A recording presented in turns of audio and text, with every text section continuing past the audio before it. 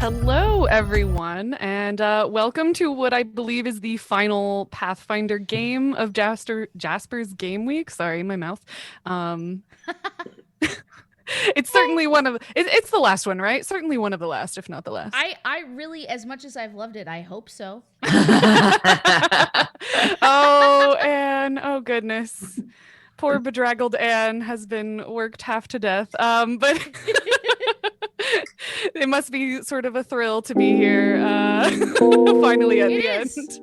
It absolutely is a thrill. Not only have I survived it, but I've been incredibly moved by everyone's, not just their participation throughout the auction process, but all the stories that have been told, all the challenges that have been met with yes and both roleplay scenarios and combat. It has been really, really awesome to see the Pathfinder and Starfinder community come together to do some good, and it's been great. And what we're doing, in case you don't know, is we're supporting Jasper's Game Day, which is a 501c3 charity that makes sure that proper funding gets into the hands of people doing the work of suicide prevention and awareness. They've kept hotlines from closing. They have saved youth centers for at-risk communities. They've helped out with veterans programs.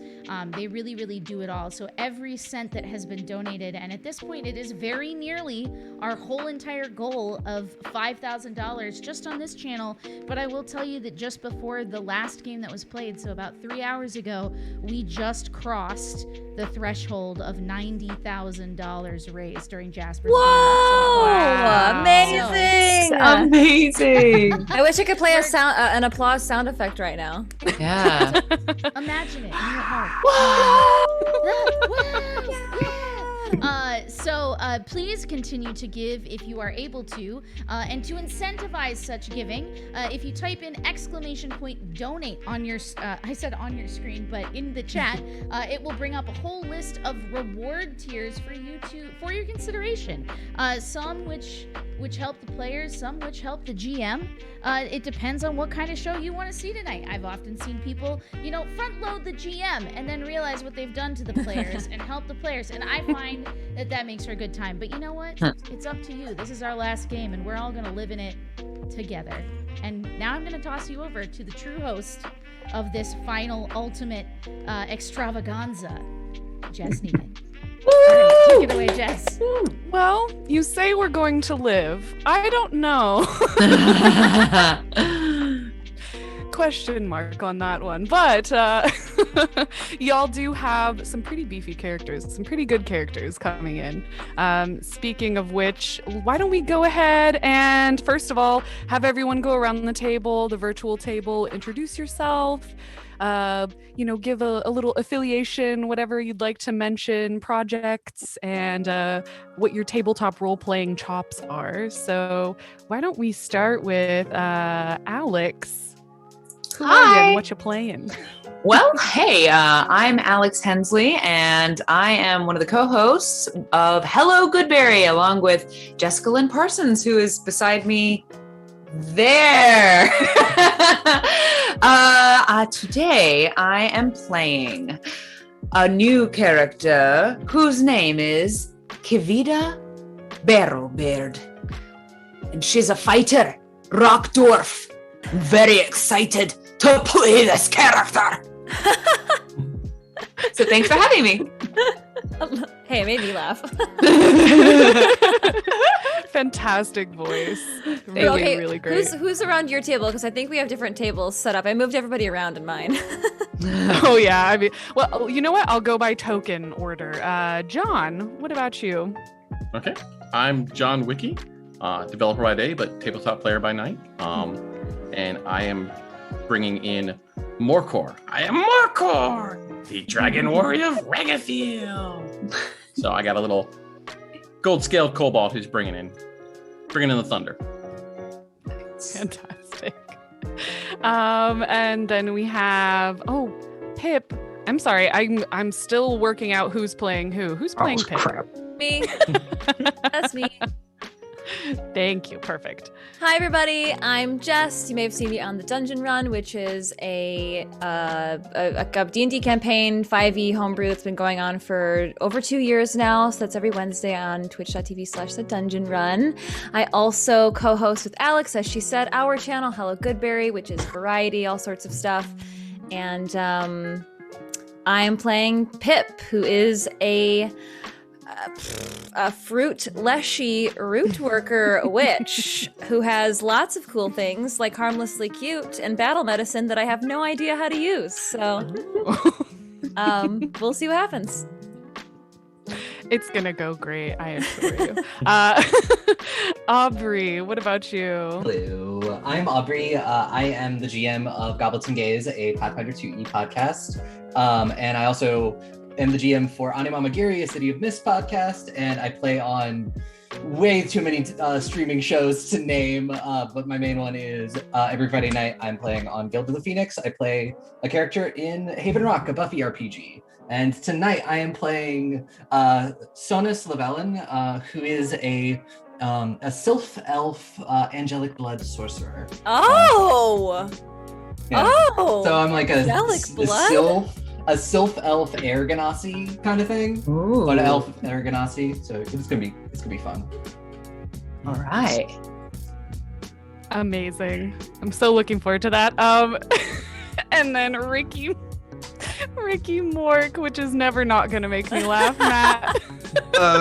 I didn't have enough hair gel. I got sunglasses, but I don't have enough hair gel to get the look really. But yes, Ricky Mork, who a ranger orc that looks a lot like, Mickey Rourke with an underbite in green. But yeah, I'm a Jasper's Game Day ambassador, work with them all year round. Run a ton of games for Baldman Games, just did that for Jasper's 2 last weekend. So I'm really excited to be here. And I too have very little idea what I'm doing here. Excellent. I love having all new players and not being very confident as a GM. We're gonna make it up as we go. That's the best part. I was just gonna say, I'm glad you're giggling because all of us are like, cool, we don't know what we're doing. So There's a lot you can do in Pathfinder too. I know what I'm doing, but that's why I created such a weird character, because I was like, let's go get weird. There you go. Yeah, speaking of, Let's get weird. last but not least, get weird with it. Hey, Chris, why Chris. don't you go ahead and there you go. Very confused. I thought this was an IT support call that we're on, so it's just blowing my mind at this stage. I think this is the third game of Pathfinder I've played. I wasn't very good in the first 2, and so Jess, you're going to have to help us out. I haven't opened it, but I have a book, and it props things up. I'm going to be playing Moke, who is a goblin alchemist. He likes fire, and fire at this point in time, because it looks fun. So watch out for matches, flammable items, and, houses. Back to you, Liz. All right. # let's get weird. Oh, yeah. So yes, thank you all so much for being here. As for me, I'm Jess, your GM.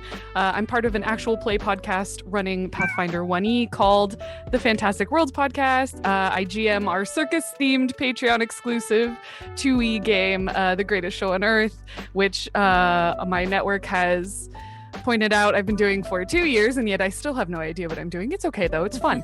And I also play in our new Starfinder venture, Far Beyond the Stars. So you can look for me any of those places. But for today, I'm just GMing a little Pathfinder scenario called Flames of Rebellion. And let me take you, brave adventurers, over to where you shall be starting. You may have to zoom in quite a bit. As the map sizes are all different. Fun with Roll20. Anyways. I'm new to Roll20 too. I just want to throw it out there. That's what makes this so. You know what? Honestly, my favorite thing is when everybody has no idea kind of what's going on. The chaos is beautiful. I'm a being of pure chaos, so I feed off of this. But Anyways, our brave adventurers, we begin our journey in northeastern Andoran, which, for some context, is a nation which is governed by common rule. And some fighting had to happen historically for that to happen, in particular with the neighboring nation of Cheliax, which, by contrast, seeks to emulate the governing structure of hell and is very diabolic in nature, literally demons. But you are not there. You're here, deep within a forest, which you've heard tell might be haunted. But that's not necessarily front of mind. What's most important to you and to the Pathfinder Society, which you are part of, is that some documents and artifacts left behind by a founding Pathfinder, Karinha Napsonar, are likely to be found at an old watchtower in these woods, which is called Diggin's Rest. You gathered this information through a combination of contact from Venture Captain Brackett of Andoran's capital, Almus, and from your own investigations in the nearby town of Sourton, where you were treated to a great deal of crummy wine, got very tipsy with the locals, and were informed that the items once stored in a house there had been moved by a Pathfinder to the tower you're now traveling towards. The tower is 100 miles from Sourton, which is where you started, and you've been traveling along a marked route for just a few days, and over time been met with little to no animal life, and strangely, though you know there are elves living within this forest, you've not seen hide nor hair of them.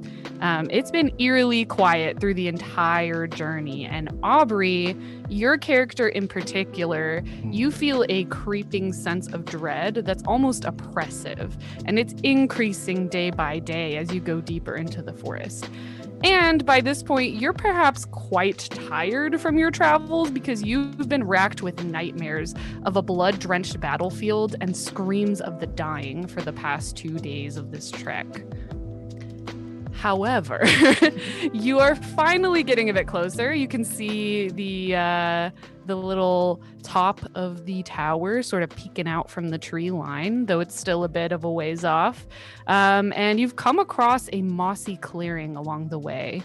The densely packed woodlands have given way to a sprawling pasture, and rising out from the grass and moss covering the ground, the ancient rusted hilts of swords stand out in silent testament to some long past conflict.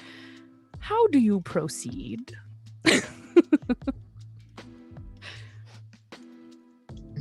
I'm gonna just listen intensely and make sure there's like no critters here, like not like please just a bird chirp, like a squirrel chitter, anything.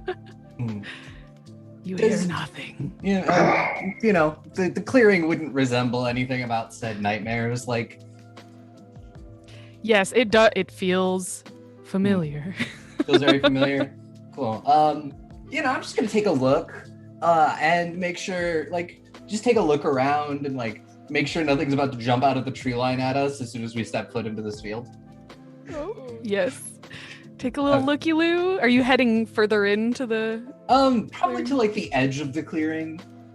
Okay. But without actually stepping in, and then just sort of gonna take a look, see if anything looks like it might want to scuffle.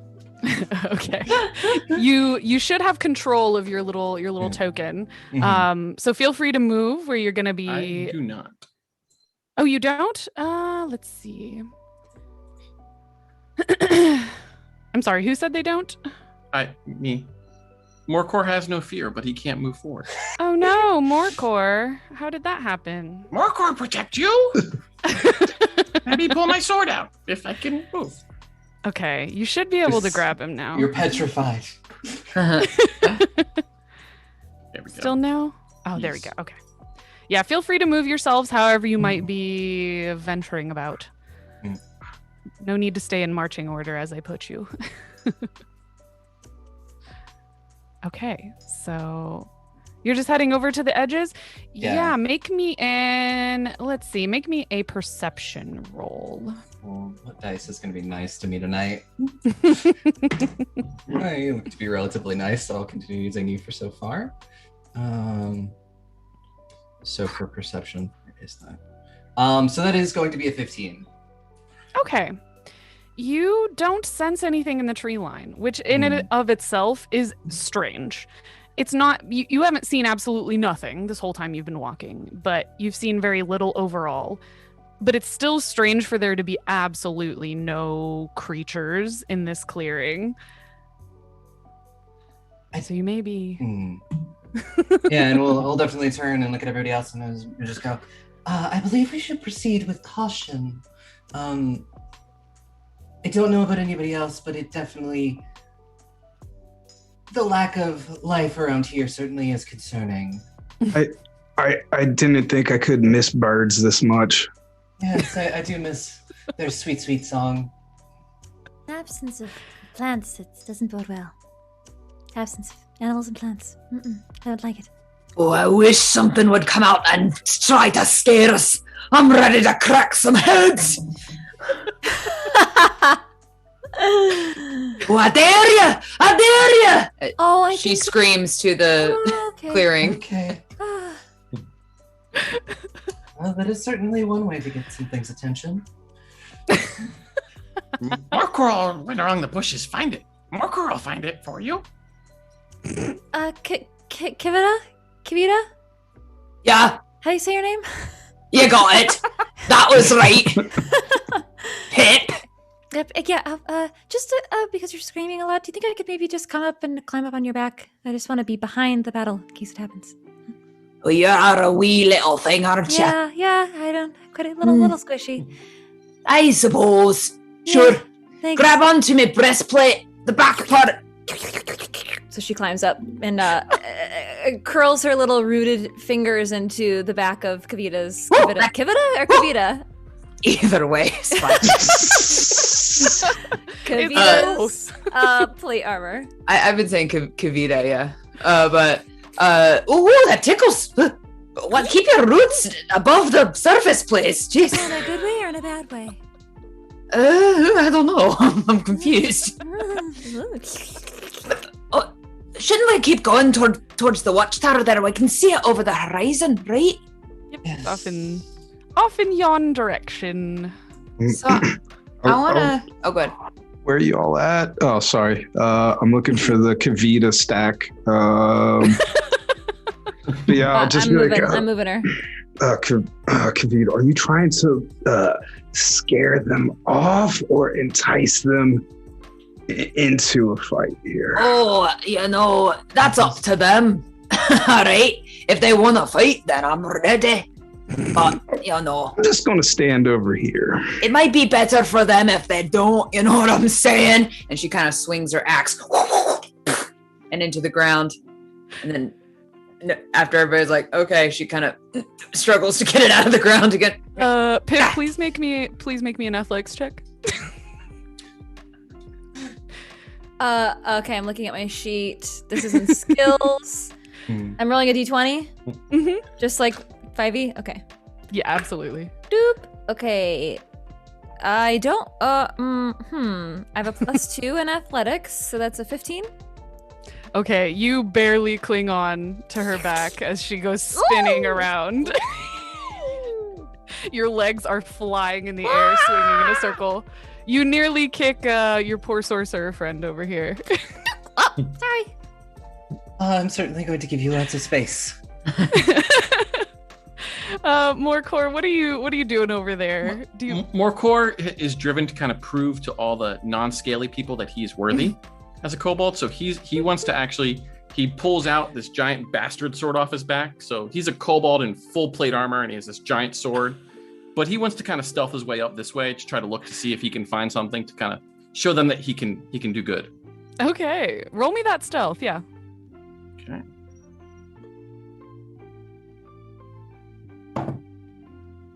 Morcor, kind of sneaky. That's a 12. It's not a good roll. Ooh, not a great roll. As you approach this area of the forest, from beneath the foliage and the moss, you begin to see the rustling of what you know to be bones.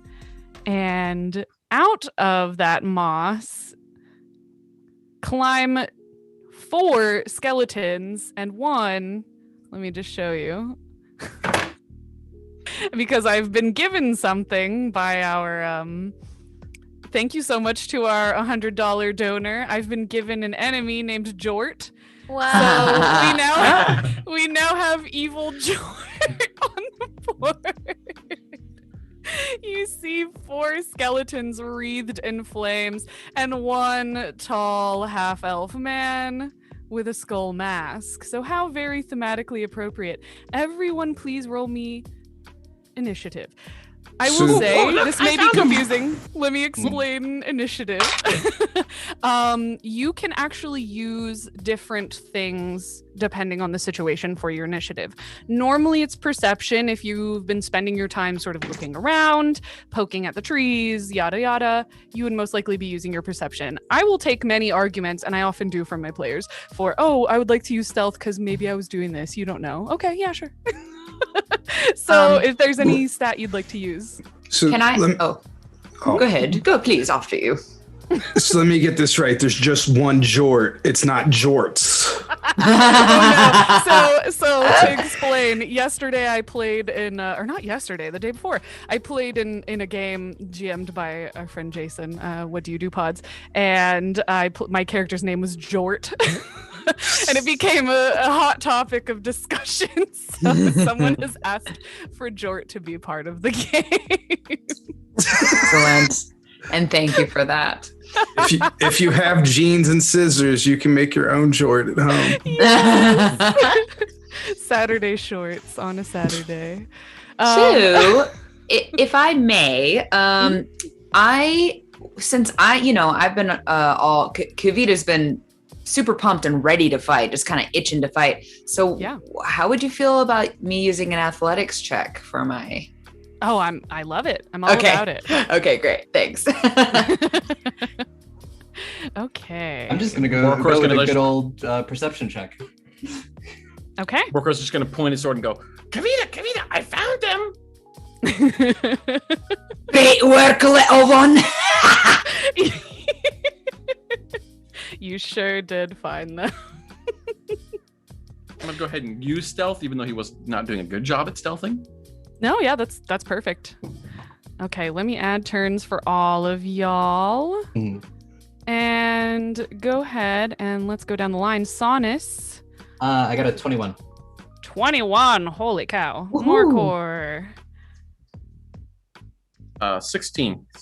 16. Pretty good. And our little goblin friend. 11. 11?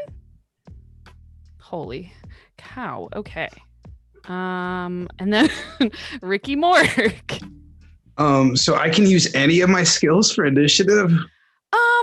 It's not necessarily any. What were you thinking? Forest lore sounds so cool. I just want to do that all the time. You know, I don't know if it's rules kosher, but I often sort of hand wave those. So yeah, do it. 7. Maybe you should have used something else. No, I'm good. My acrobatics press 11, but Forest Lord, it just sounds really cool. I know forests. These trees. It's like a library to me. Oh, that's an oak, and then we're all in the middle of battle, and you're just still looking at the trees. Yeah, He's too busy touching trees. The leaf structure on this one is so interesting. Meanwhile, we're getting stabbed. And... What do you have to tell me, trees? Okay, Pip, what do you got? I'm not sure. Which skill should I add to mine based on my trying to stay on Kavita's back? You could do athletics or acrobatics. You could even make an argument for something else if you prefer. Just 2 athletics, so that's 21. 20. Woo! Okay. And Kavita. 26. 26. Yeah. That makes sense story-wise, too. You're in front of line to murder, yeah. Oh, yeah. Ready to go. Ready to go. Yeah, Kavita, middle name Kivida, was horny for this one, so she's going to go first. Oh, yeah.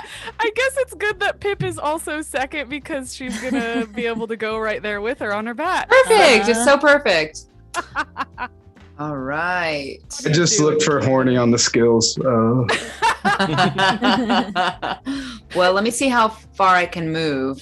5, 10, 15, 20, 25. I can't move that fast. So You can get a look. So I should also explain the action economy. So Okay. you get 3 actions per turn. That can be 2 moves and an attack. That can be 3 moves. That can be all sorts of combinations of that. And sometimes some actions will say, a lot of times with spells, it'll say action 2 for many spells. So that means that uses up 2 of your actions, and you can only then, move your full movement. So you could go 50 feet, and I think maybe reach this guy here.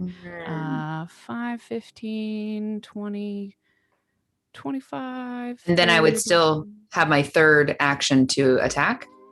Or no? Yes. Oh. Yeah, absolutely. You can definitely reach here. So if you want to sidle up. We're at and, 5K. Well, in that case. We did it. All right. Oh, we did it? We did Yeah, it! we're at 5K. Yeah. Unbelievable. Hype train. Woo! Amazing. Thank you all so much. Wow. Lots of rerolls. Check the Discord if y'all.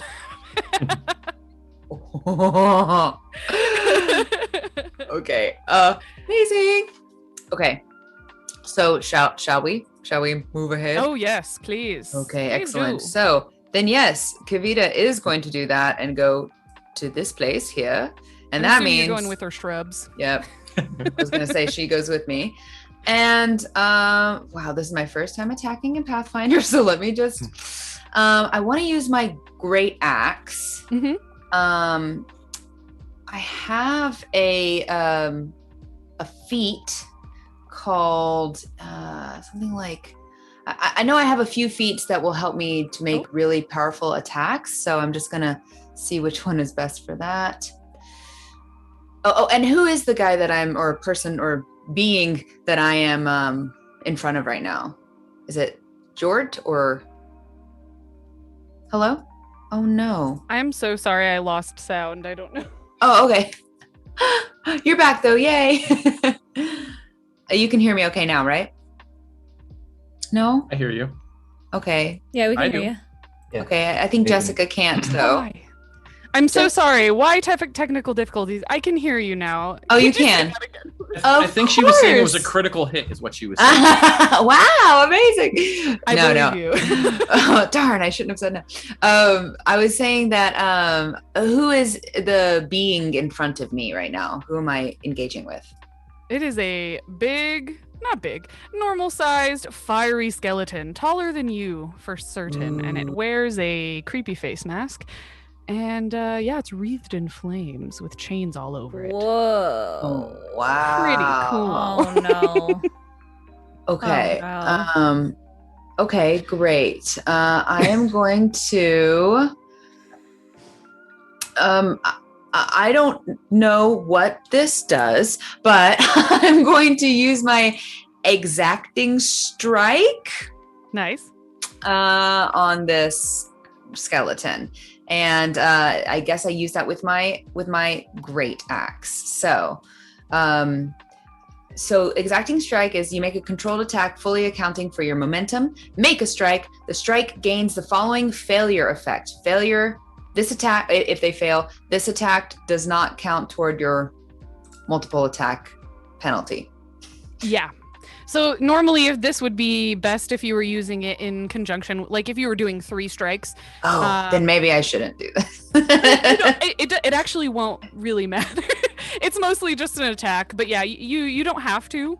Okay. Then maybe I'll just attack normal, Sure. at first. Okay, great. So I'll just hit him with my great axe. Now, do I roll it to hit? Yes, or okay, great. So let's do it. And I add something be- to. Oh, good. It should be your first attack bonus next to your weapon. Okay. Sorry. I wish I. No, don't worry. I wish we were sitting together so you could point at the page and show I me. know. And everyone's character sheets look a little different too. So Well, it says great axe, and then to the right of that, there's like an axe little symbol, and it has a 3 in it. Is it the 3 that I'm supposed to add? Let me double check. Sorry, everybody. Figuring it out. This is kind of a fun thing because if somebody is, interested in learning 2E, I think the best way to do it is play. Yeah. So, I'm enjoying the learning right now. And stopping the monsters from hitting us, so I'm super good with that.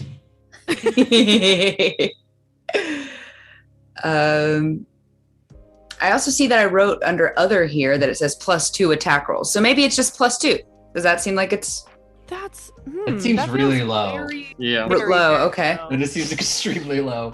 Got it, yeah. Because usually it's what? Dex plus strength plus proficiency. It's usually for your minimum of attack. 5. It's usually a minimum of 5. And your proficiency is your level +1, I think. Okay, so my proficiency should be 4. Yeah, 9. Yeah, proficiency for this level is 5, and then whatever your strength mod is. So I believe for you it's going to be a +7. 8. Oh, 8? Yeah. Okay, so +8. Okay, great. So then I rolled an 18.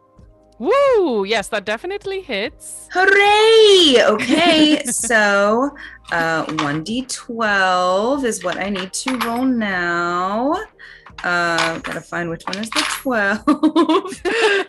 Okay, here we go. We're doing great. All right, and that, and I add to my attack anything. I guess that's the +2, maybe. Yeah, so that would be your so. strength. Like it's usually like your strength mod or something that you add to your- Okay. So it's gonna be Then- another +3 for that one. +3. Okay, great. So 7 damage. Yeah, 7 slashing damage. even with, skeletons have, you might surmise, a little bit of resistance to such types of damage, but even still, you absolutely clobber this thing into the ground. It is gone. It does that sort of cartoon xylophone noise as it crumbles back into bones and sinks into the moss once more. Amazing. I just want to retcon that basically as soon as the bad guy showed up, Kavita just beelined it. She was like, oh yeah, good job, little one. And then just ran with the axe and clobbered that first one. Just so ready for this the whole time. Amazing. Thank you. You did a great job. And your first ever, your first round of combat in 2E. Great. So proud. First round, first kill. Easy. Yes. Yay.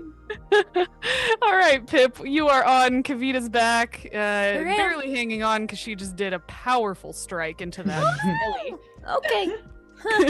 All right. And she's gonna cast web.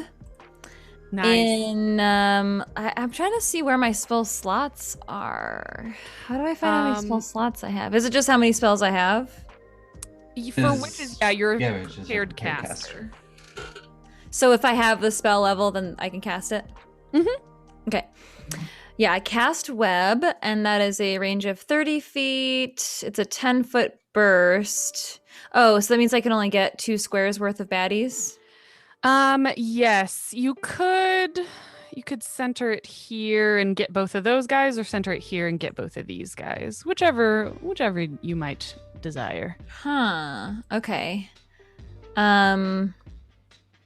It'll also create a barrier as sort of, if Jort wants to move through it, it'll also be a bit of an impediment as he moves through it because it's considered difficult terrain after it has the web in it.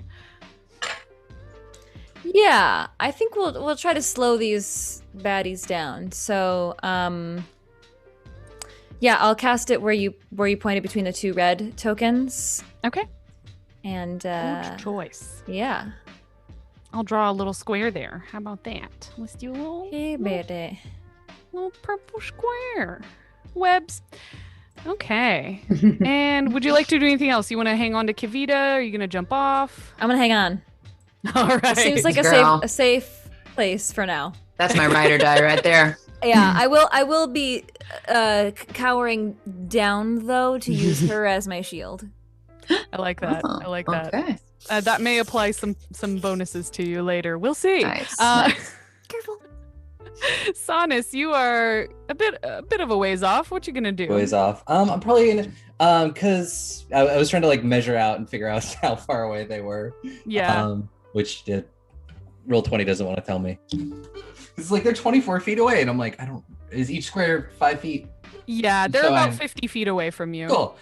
So then I will spend my entire first action to move roughly about 20 feet or so. So I'm in so roughly right about there. Okay. And gonna use my last 2 actions to Divine Lance one of the skeletons that is in the web, probably that one.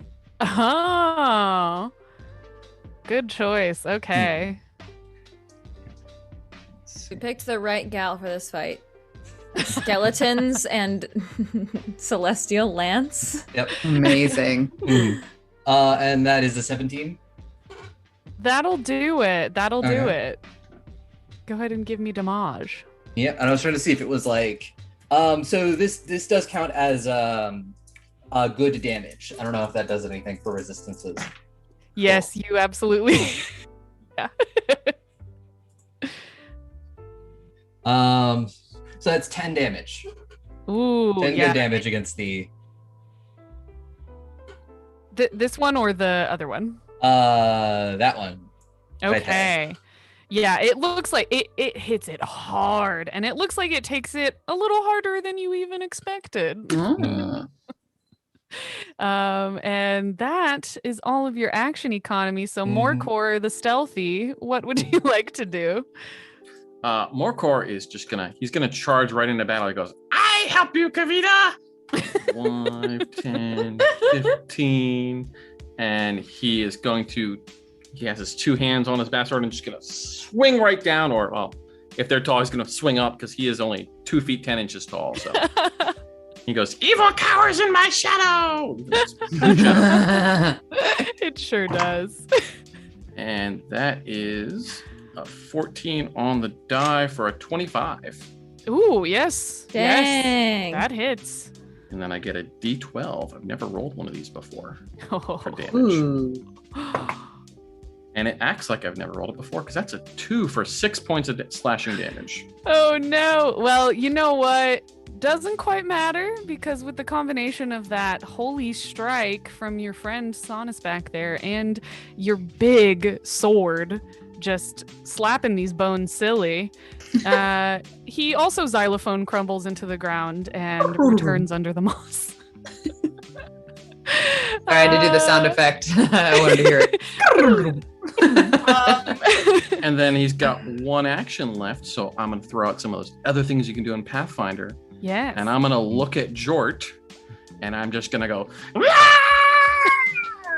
because he has intimidation, but he also has intimidating prowess, so it doesn't even need to share language, and he can just use his strength to help try and intimidate them, which basically just gives me a bonus on my intimidation check.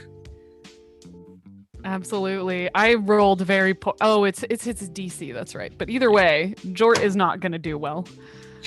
And that is a 26 intimidation check from the tiny little kobold. You got a critical success. Demoralize him. Amazing. So, I believe when you intimidate, it like demoralizing with a critical success. I'm trying to remember how that works. Hold on, let me see here. Oh my goodness. Looks like frightened too. Yeah, he is now. He is now frightened too, which is hilarious for Jort. Because how he is dare you be evil, Jort? Oh God, don't talk to me like that, please. Says evil Jort. Excellent turn, Morcor. Holy cow. All right, but unfortunately, next up we have a baddie going, and he didn't like how you absolutely tore apart his strong friend, and he is also strong, so he's gonna approach you to take a little guarded step in case our fighter has what's it called? Attack of opportunity, which I know you do. I do. Yes. Sorry, Try I it. counted Try for it. I dare you.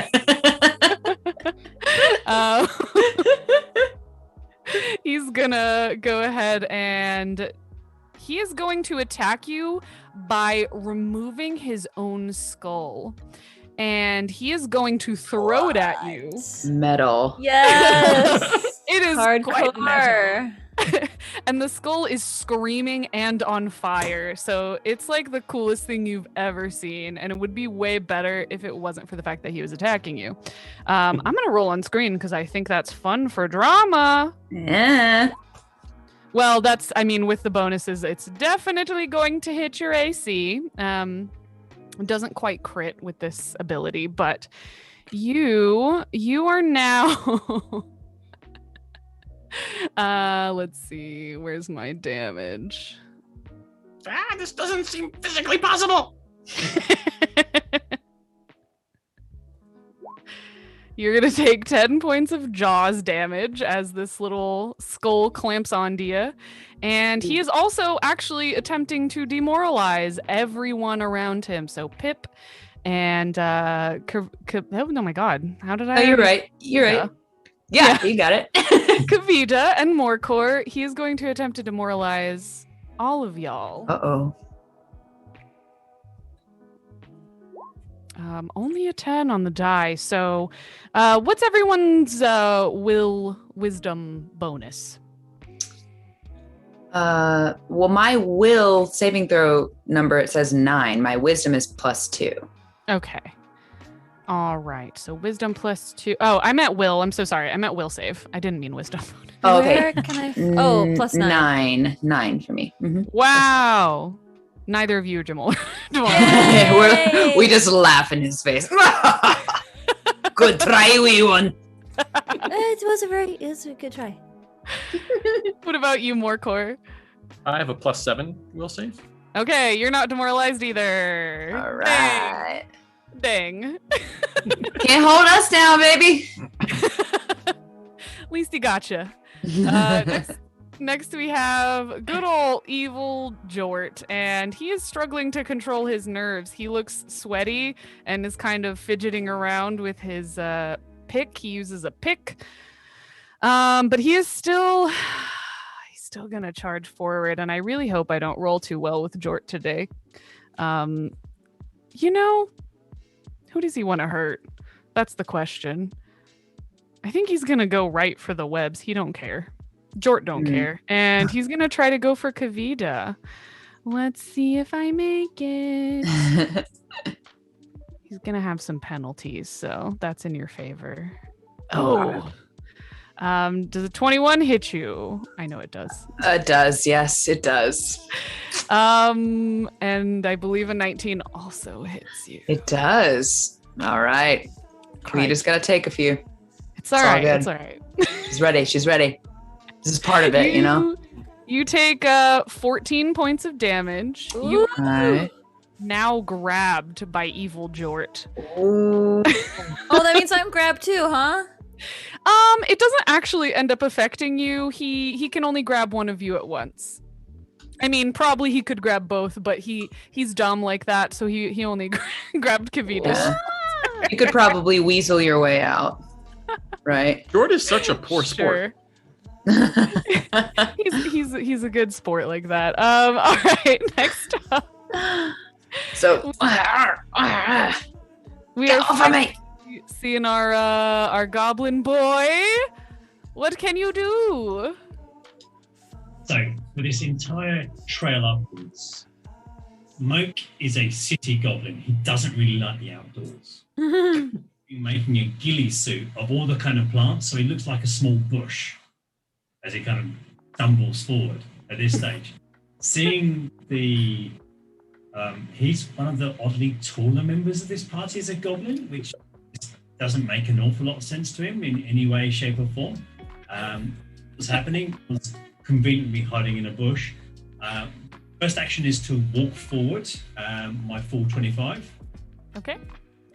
I was pondering throwing a flammable bomb firebomb at the start, but given everybody's clustered next to Jort, that probably would be funny, but not helpful in the combat at this stage.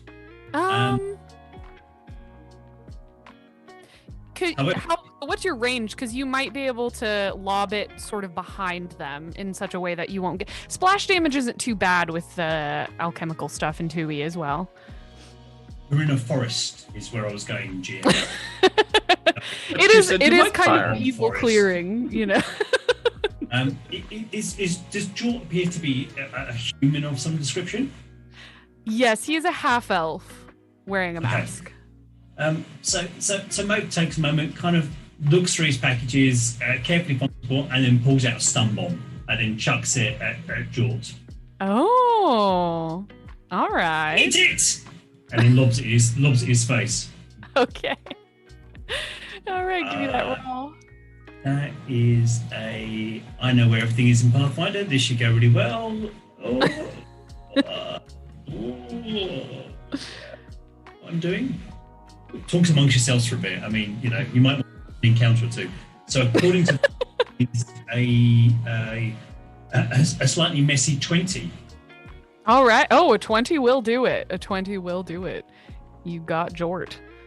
And okay. I believe you have to make a saving throw of 18. Mm-hmm. He certainly does not make that.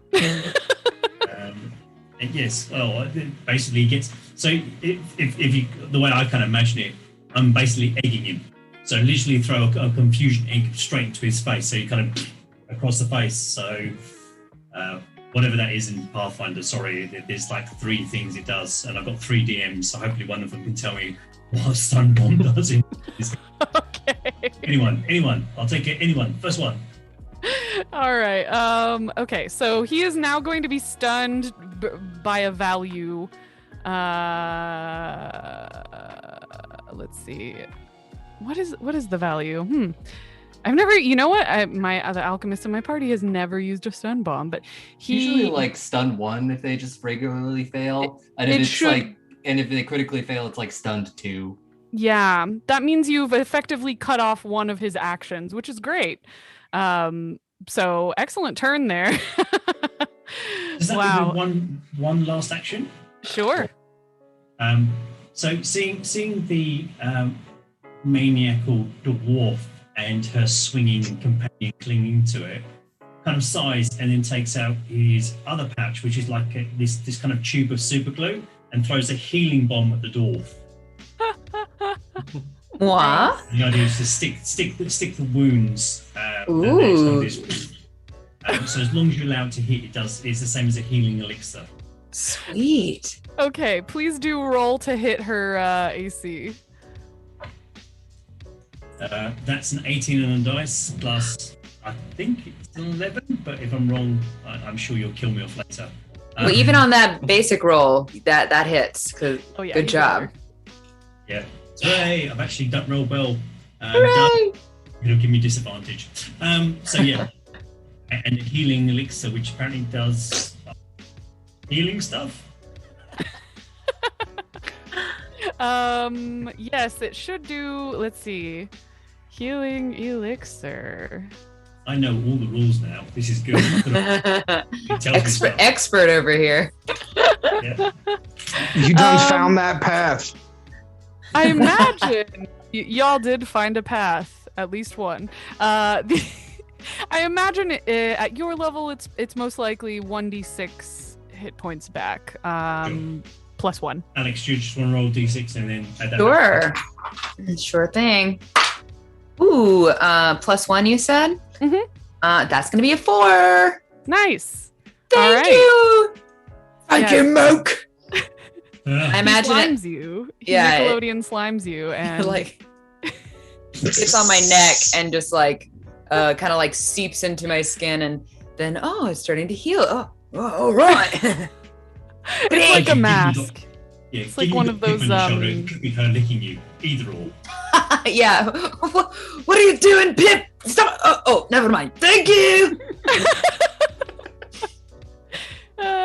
All right. Well, thank you, Moke. That was excellent. Next up, we have this little piddly skeleton over here, and he's gonna come hobbling over and attempt to also swipe at Kivida. She's mighty popular with these. Come at me! I dare you! All right. Let's see. Actually, he's also throwing his skull at you, FYI. It's the same attack as the previous skeleton. They're not particularly creative. Creative. No. They're kind It's of... been done. It's been Be done. more original, you dumb skeleton. Boo, get a new move. I mean, he's using his head. Ah! And they say 2 heads are better than 1, so he's just adding the second one. In this case, these 2 heads were not better than 1. He absolutely missed. Completely whiffed it, but he is still going to attempt to demoralize. Yet again, wow, I'm rolling to replay. So nobody is demoralized, nobody is hit. And it's now, thank goodness, finally, the Ricky Mork who's touching a tree. Yes. Are you going to join? I want to. Can I play that? I bounced the skull off of my axe and it hit Ricky in the back of the back, just like really gently, like not even just to get his attention. Oh, we're killing skeletons over there. All right. Yes. Nice. Even the piddly skeleton won't be for me. I'm gonna move. Okay, so I get 3 things to do. I move once. That looks like. Oh, what's my movement speed? I think that's my movement speed. Oh yeah. Okay, cool. And then I'll move again. And can I climb a tree? Ooh. I mean, It's ranger stuff. It's gonna take all your actions, but yeah, you can climb a tree. But I'm in a perfect. Okay, yeah, all right. It's athletics. I'm good at that one. Fire. You are. All right, dope. Hey, it's a 10, but it ends up being a 21. That sounds really good. I don't know if it is. It definitely is. You scamper up the tree like a little monkey, except you're a huge half orc. So you're Forceful scampering. Yes, and then I'm gonna skeletons. Why are you on fire? Stop, drop, and roll. Who put you on fire? Who did this to you? Shoot him, you lunatic! Next time. Oh Lord. Well, sadly he can't this turn, but now he's in a tree and he has a great vantage point. So maybe I should have given you some climbing feats. I didn't know that was a thing. Yeah. All right, Kivida, you've been hit both by, attempted to been hit by this screaming skeleton, and it's hit by Evil Jort pretty badly, but not the worst it could have been. What are you gonna do in response? Oh, I'm definitely gonna hit Evil Jort back because I'm gonna try to make his jorts hot pants. I'm gonna slice them so high that they're booty jorts. Please do. Okay, cool. So, same deal. Using my great axe. Here we go. And oh no! That would be a nat 1, baby. Oh no! Oh boy. Well, oh boy. We're not really messing with fumbles. They take too much time. Let's just say what happens when you fumble is you whiff real bad, and you can now only take 1 more action. You lose an action for this turn. Okay, great. Well then, can I just try to hit again? Yeah, yes, Okay. please. Here we go, folks. Let's hope this one's better. That is 21 to hit. Oh yeah, you hit him. Give him what for? Oh, I will. All right, so that's going to be a D12 yet again. I'm so not used to using the D12 that I have to. I'm like, which one is that? I know. I've never even looked at them. I know, right? You never use them. Okay, in D&D anyway. Okay, here we go. Wow, I'm really rolling threes. Okay, 3, 5. That's a 5. Oh, you get a +3 though. Yeah, because of your strength. So it's it's Oh, 6. so on top of my attack roll? Because I rolled a 3 and then I added 2 for my attack roll, but I should add 3 for my because it's my strength. Yeah. Okay. You then have +3 strength. 6, baby. 6 slashing.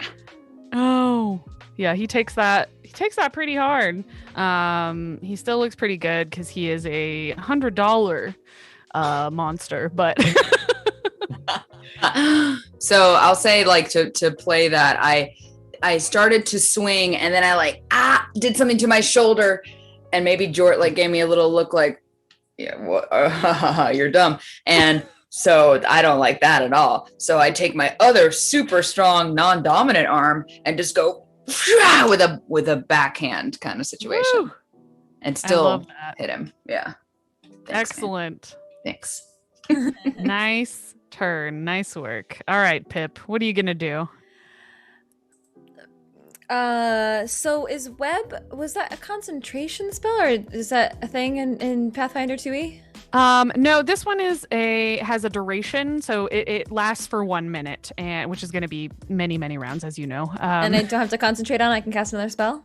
Nope. Yeah, you don't have to concentrate on it. It's going to stick around. Yay. Okay, so I'm going to cast Shillelagh? Shillelagh. Shillelagh. Turn my, what is my weapon? A staff. I'm gonna shillelagh my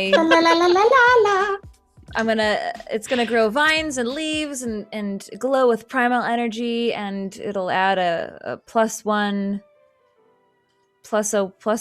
item bonus to attack rolls, and increasing the number of weapon damage dice to 2. Ooh. All right. And against undead, my weapon damage dice is 3. Wow. Ooh. Okay. So this Hell yeah. spell very nicely is only 1 action, so you could attack 2 times if you'd like. So I get 3 actions total? Mm-hmm. I get 1 to cast and then 2 hits? Yeah, in this case, this spell in particular is only 1 action, I believe. Okay.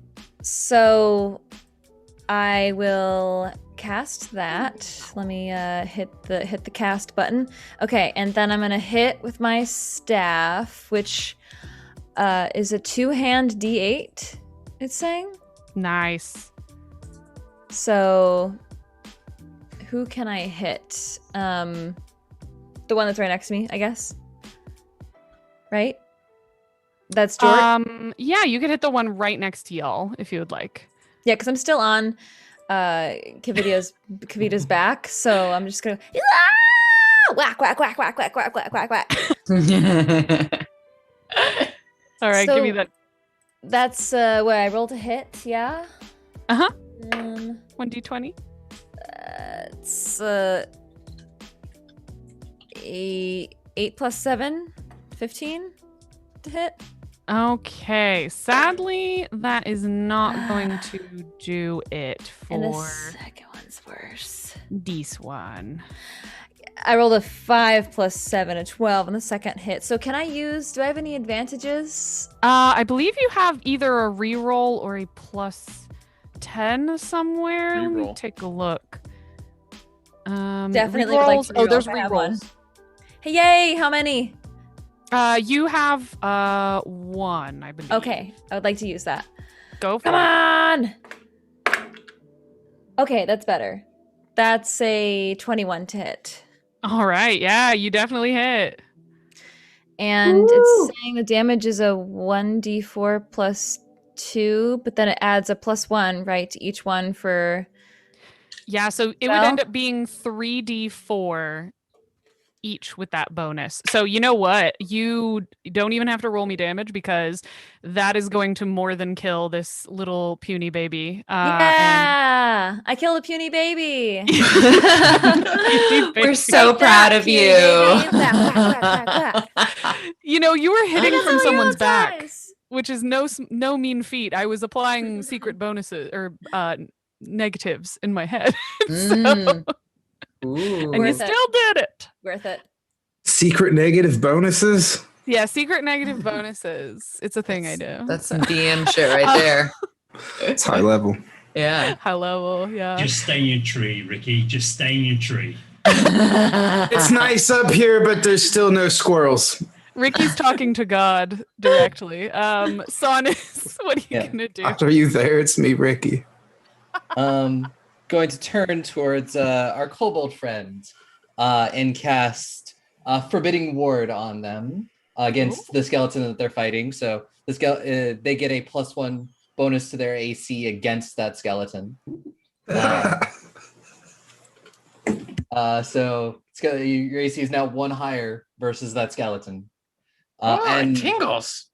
And then with my last, because it's 2 actions and I have 1 more action, and then my last action, I will give Kavita guidance.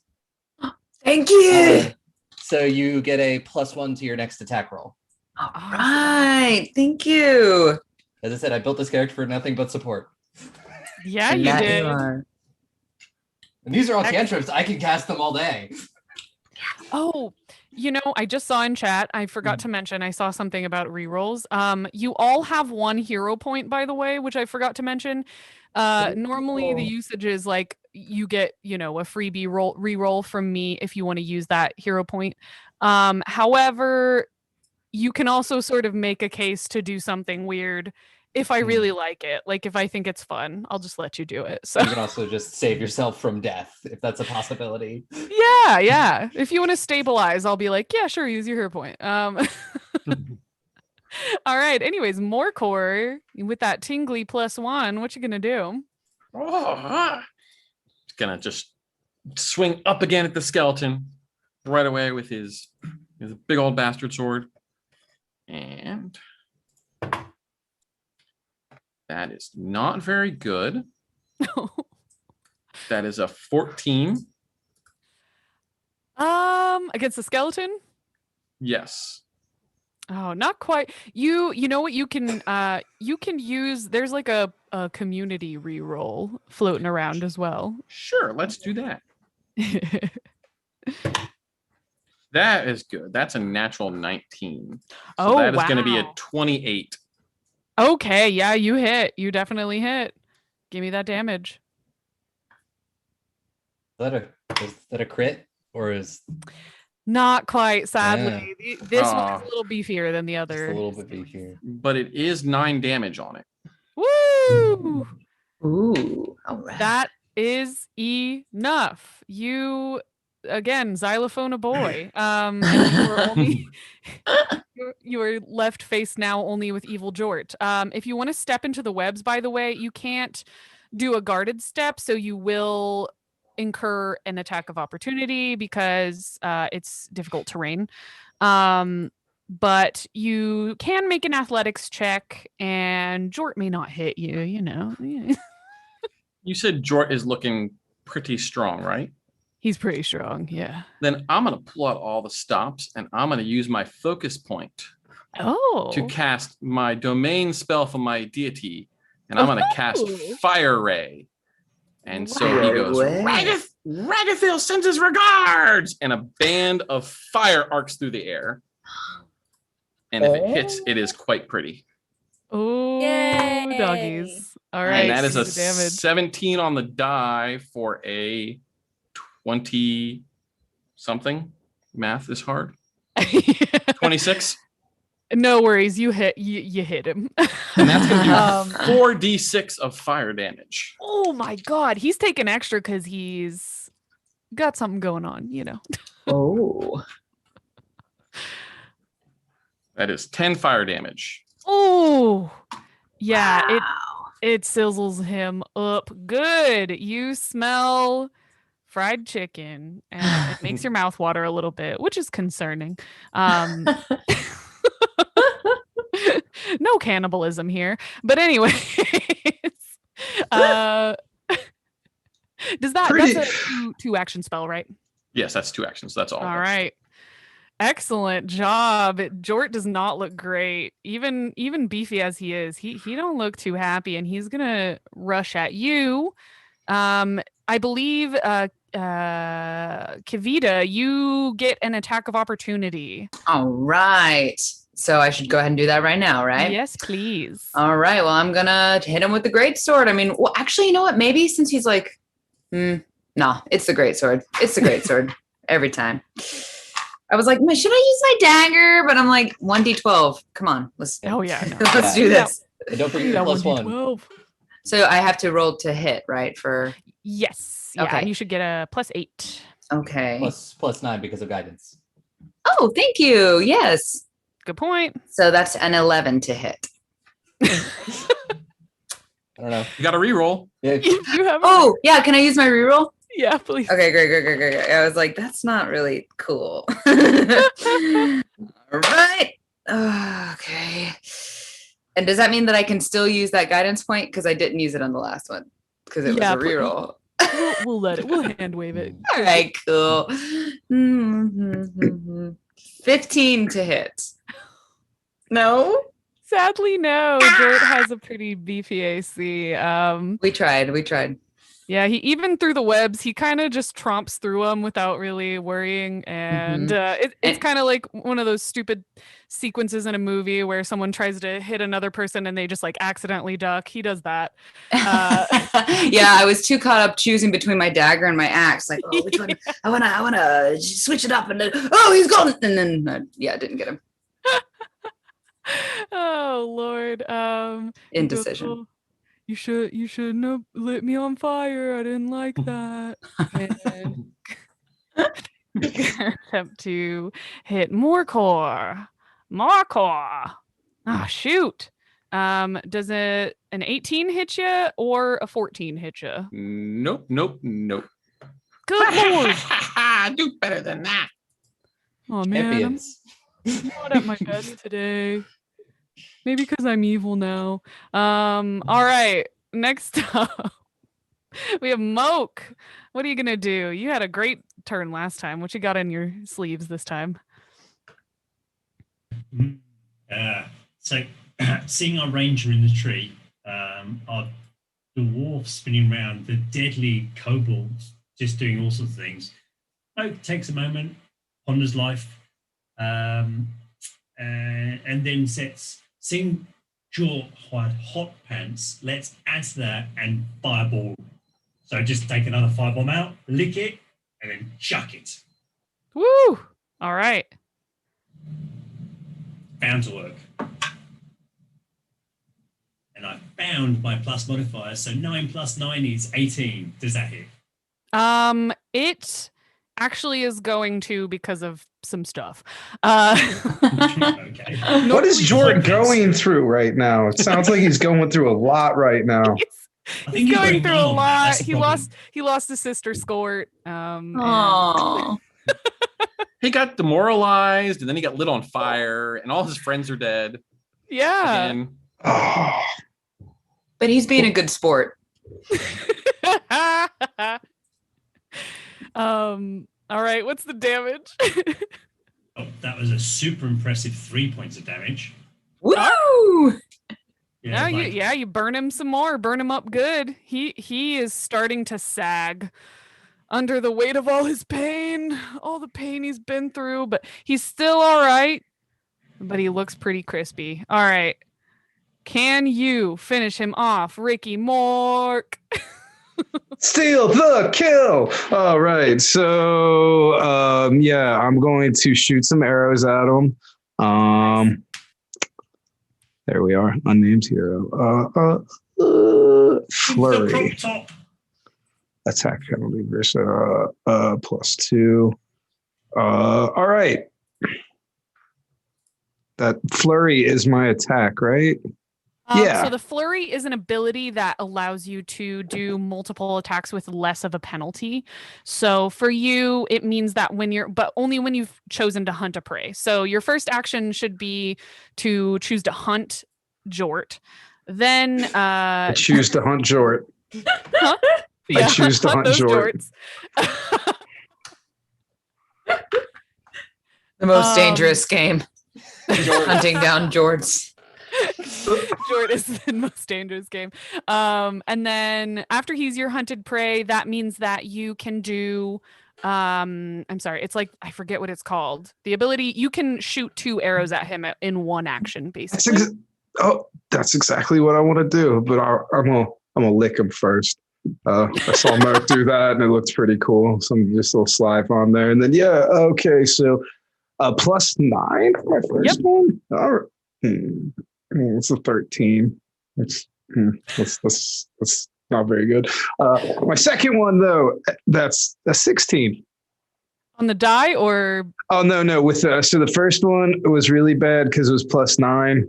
So whatever I said -9 was my roll, Lord. and then my second one was +4. Darn. Oh, actually, So it's +6 because you're hunting him. So that's what your hunted prey thing does. 16. So 18 total. 18. Yes, math. That'll do it. Yes! For Evil Jort. Take him out. All right. So then, Put him out of his misery. not okay. So just the 1d6, right? 1d6, yeah. All right. All right. 1d6 plus 1. That's 6. Oh, very, very nice. You draw your bow back from the tree after just 2 absolutely miserable shots that thunked into the ground. You actually knock one right between his eyes, and Evil Jort is put out of his misery. Perhaps. He sinks below the moss, so you'll never know if he's really gone for good. But he is gone from this battle, and you all are out of initiative, finally. And I think that this might be an excellent time for us to take a teeny tiny break now that we've all learned new rules, absorbed lots of new information, lots of intense information. I know how to climb trees and shoot arrows, and that's literally all I want to do. Sadly, there will be very few trees left for you. Amazing. Guys, thank you so much for playing through the first half of Jort Sport Night Court. I'm sorry, I just had to get my references in because it's my show and I do what I want. No, the thing that I wanted to tell you guys about is Disembodied Voice loves you and wants you to know that there are giveaways, good giveaways coming into the chat in just a moment. Let's see. I think we all know what the keyword for the giveaway is going to be. Please only once enter the word /hero Jort. Enter Jort in chat once. I will pull 4 winners for awesome things like an STL from Eldritch Foundry to custom 3D print your own custom miniature. We have Acquisitions Incorporated company tokens from Penny Arcade. We have a Pathfinder beginner box from the folks at Paizo, and not to be outdone, Geek Grind Coffee has also contributed some Pathfinder coffee. I know. It's just They got Pathfinder coffee. It's too important to take it's in. really That good. doesn't make any sense. It doesn't. And when things stop making sense, it's time to go to break. Oh boy, Fantastic Worlds podcast did it. They just donated $275. Custom GM screen from Dogmite Games. I will follow up with you during the break. All right, guys. It's all happening. It happened.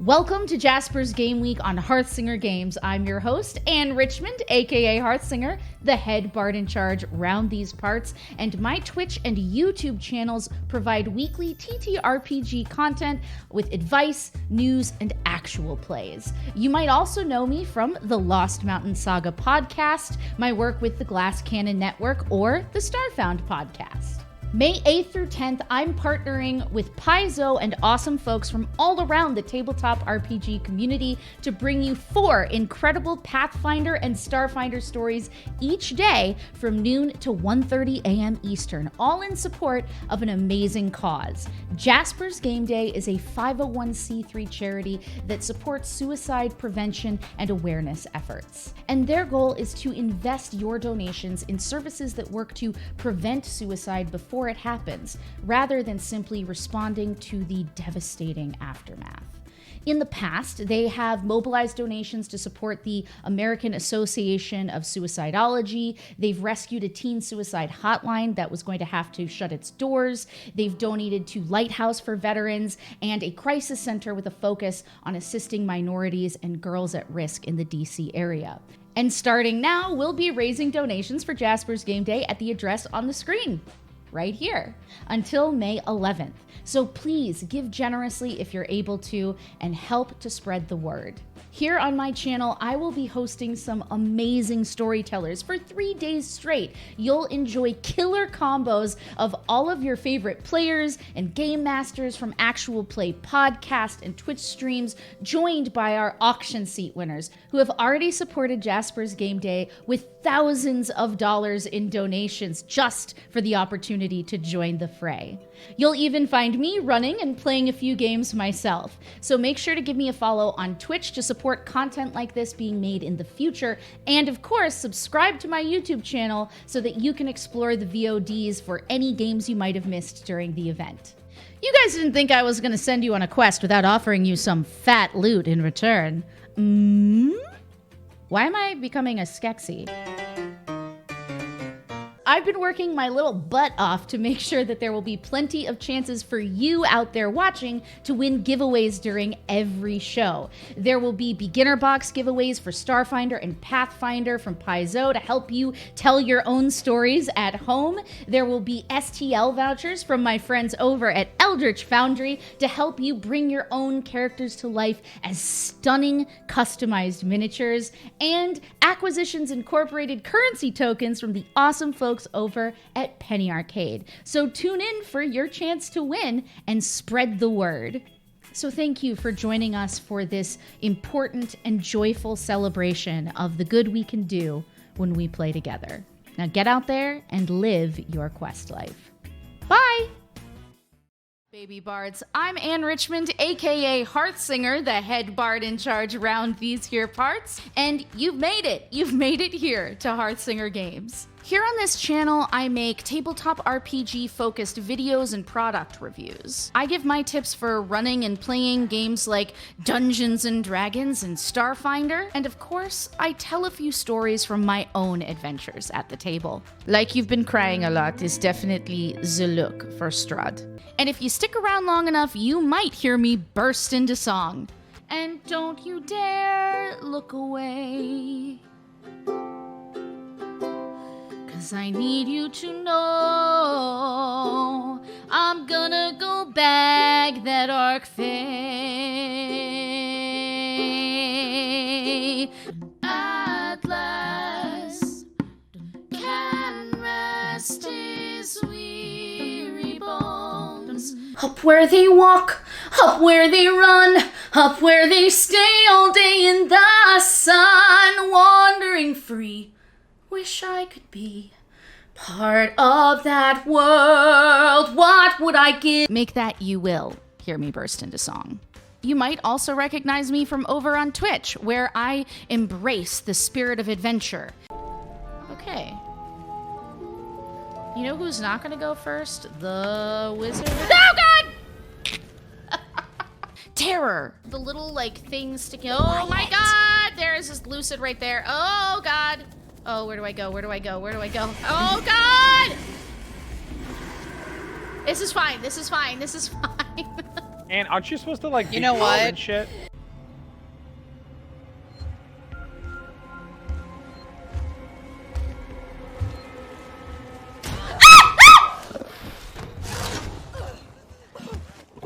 Okay, put your little mouth away. Put your little mouth away! Let the existential dread creep in. What can I say? I'm a girl who wants to decorate her fake world because she has nothing else to live for.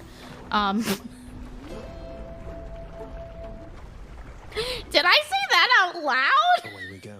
And roll some dice in some tabletop RPG actual plays. Do you want to be defined as just identifying things all the time? No. How's it feel? How's it feel? Bad. You make me feel bad. I feel bad. I also like stars. Stars are Me too, says Amaruk, and she comes over and like this big wolf just shrinks down into the little like hunchy thing, like how we used to talk to kids at Ren Fair. We get down with them. He's like, me too, and it's just the biggest anime grin and sparkle eyes ever. What kind of stars do you like? Spark twirls the ends of its whiskers. Yeah. All of them. Me too. Oh my god! All in all, I spend my whole life trying to make a boatload of riveting content for you out there, the baby bards. So if any of that sounds up your alley, subscribe to my channel for weekly videos and new adventures beyond every horizon. Welcome to Hearthsinger Games, where I live my quest life.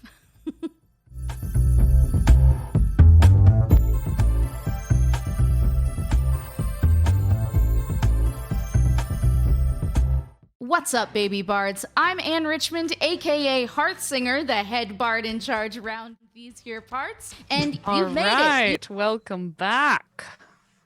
How Woohoo! Woo. I don't know about you guys, but I'm feeling refreshed.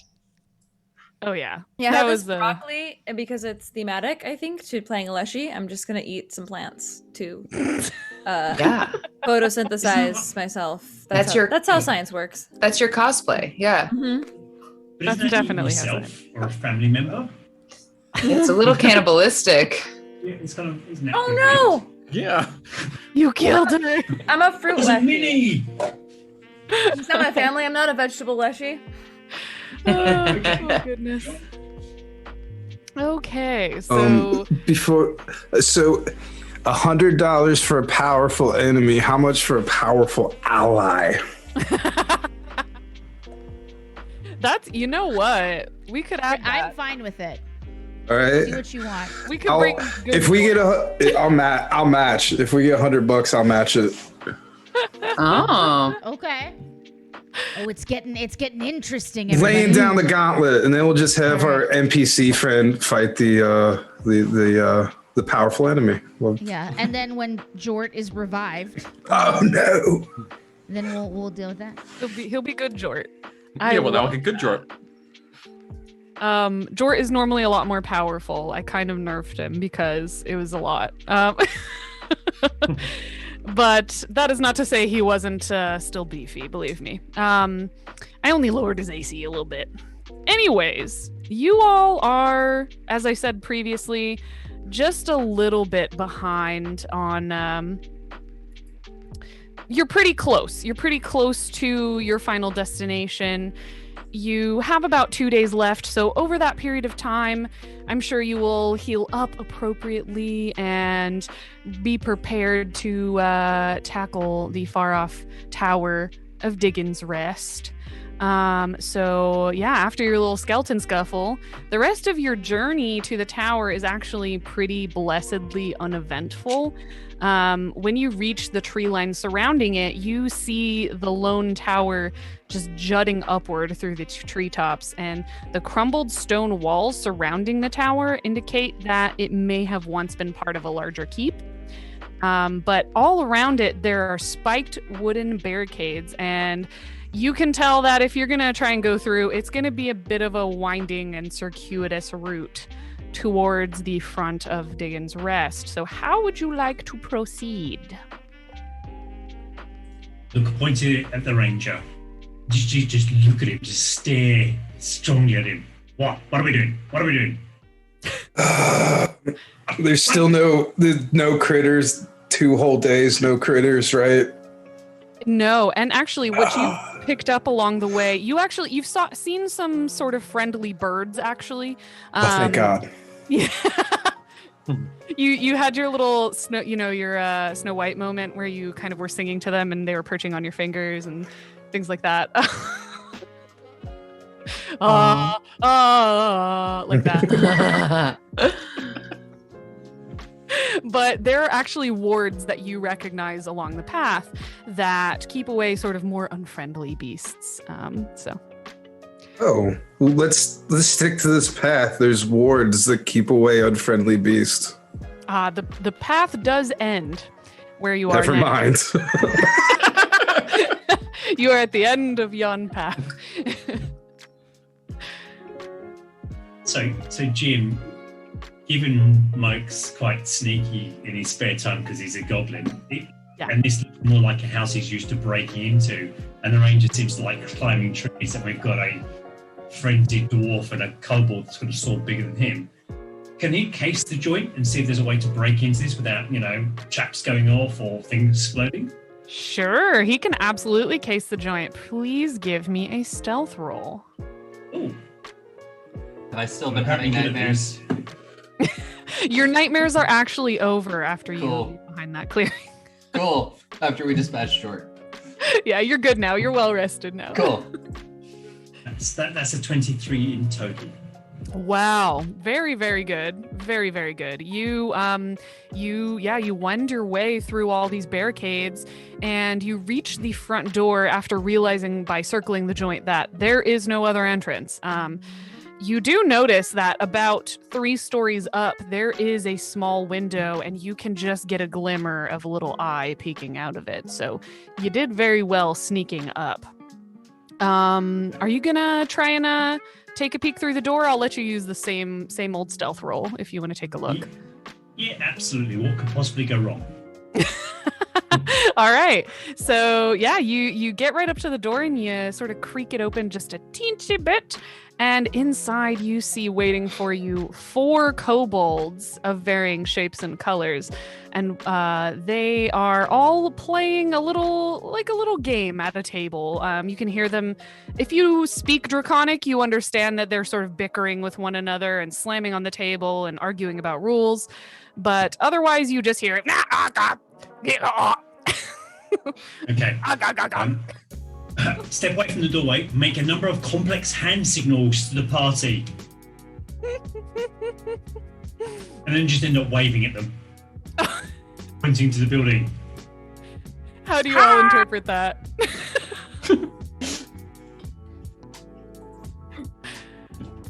Very well. I think he's trying to get our attention.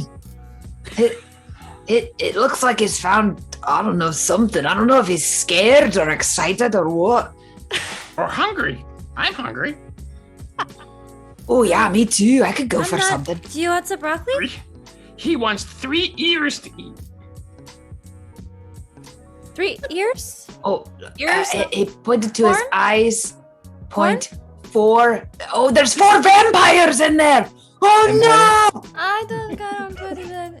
No one said there was vampires as No, part of... he did The this. vampires like He corn. did this with that long pointed teeth. Either that or it's some kind of horrifying rabbit with long pointed I teeth. could do rabbit. Not vampire. Vampire rabbit? At that point, GM, Mo just draws a picture of a kobold, puts X4, wraps it around the rocks, and then throws it at the bleeding dwarf. Do I catch it? Sure. How good are you Actually, at drawing?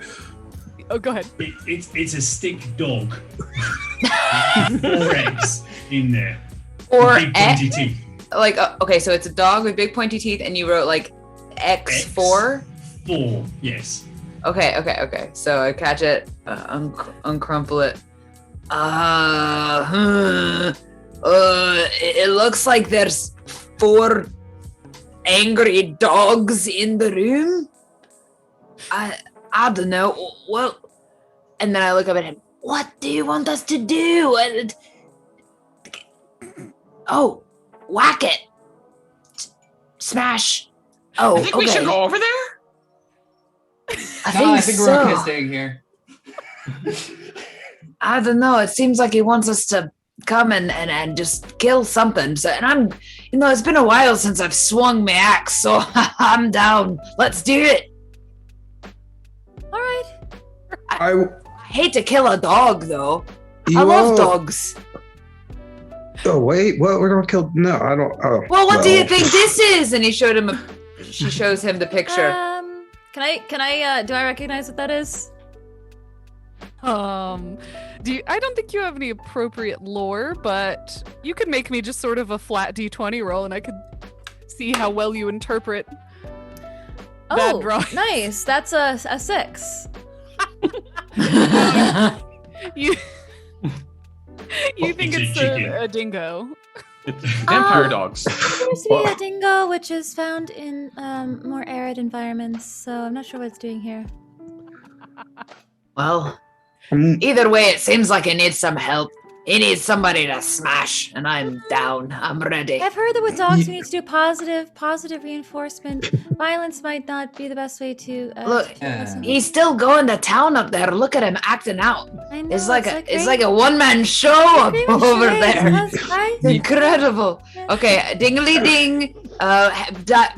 Roll the cards out. It looks like it said. I saw him go like. Shh. 4 dogs playing poker. Oh. Smoke, do you have anything in performance?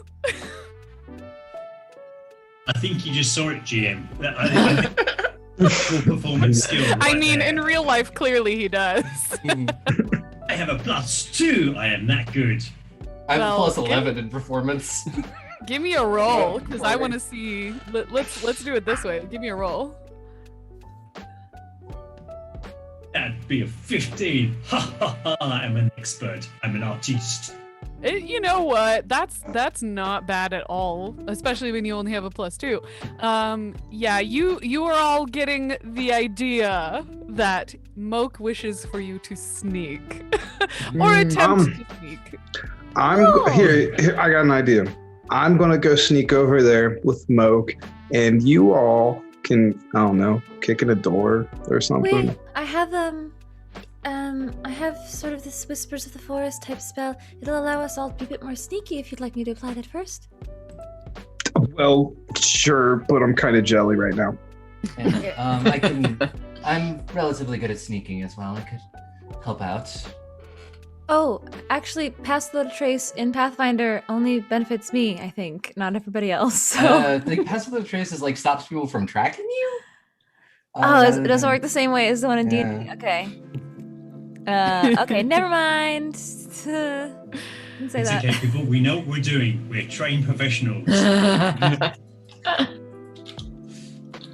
It's rough. Okay. So, are you gonna? What are you thinking? Some are you gonna sneak up? Who know that you can? More sneak up. I'll sneak. Yeah. All right. Yeah. Which means I'd like to sneak. Oh well, if you're all gonna sneak up there. Wait. Well, if you sneak up there by yourself, what are you gonna do once you get there? They're just gonna smash you, you wee little root. Well, I wasn't planning on being found. And hey, I have defenses of myself. You know, not everything is run in there and smash. Sometimes I don't think that's correct. I think you're wrong about that.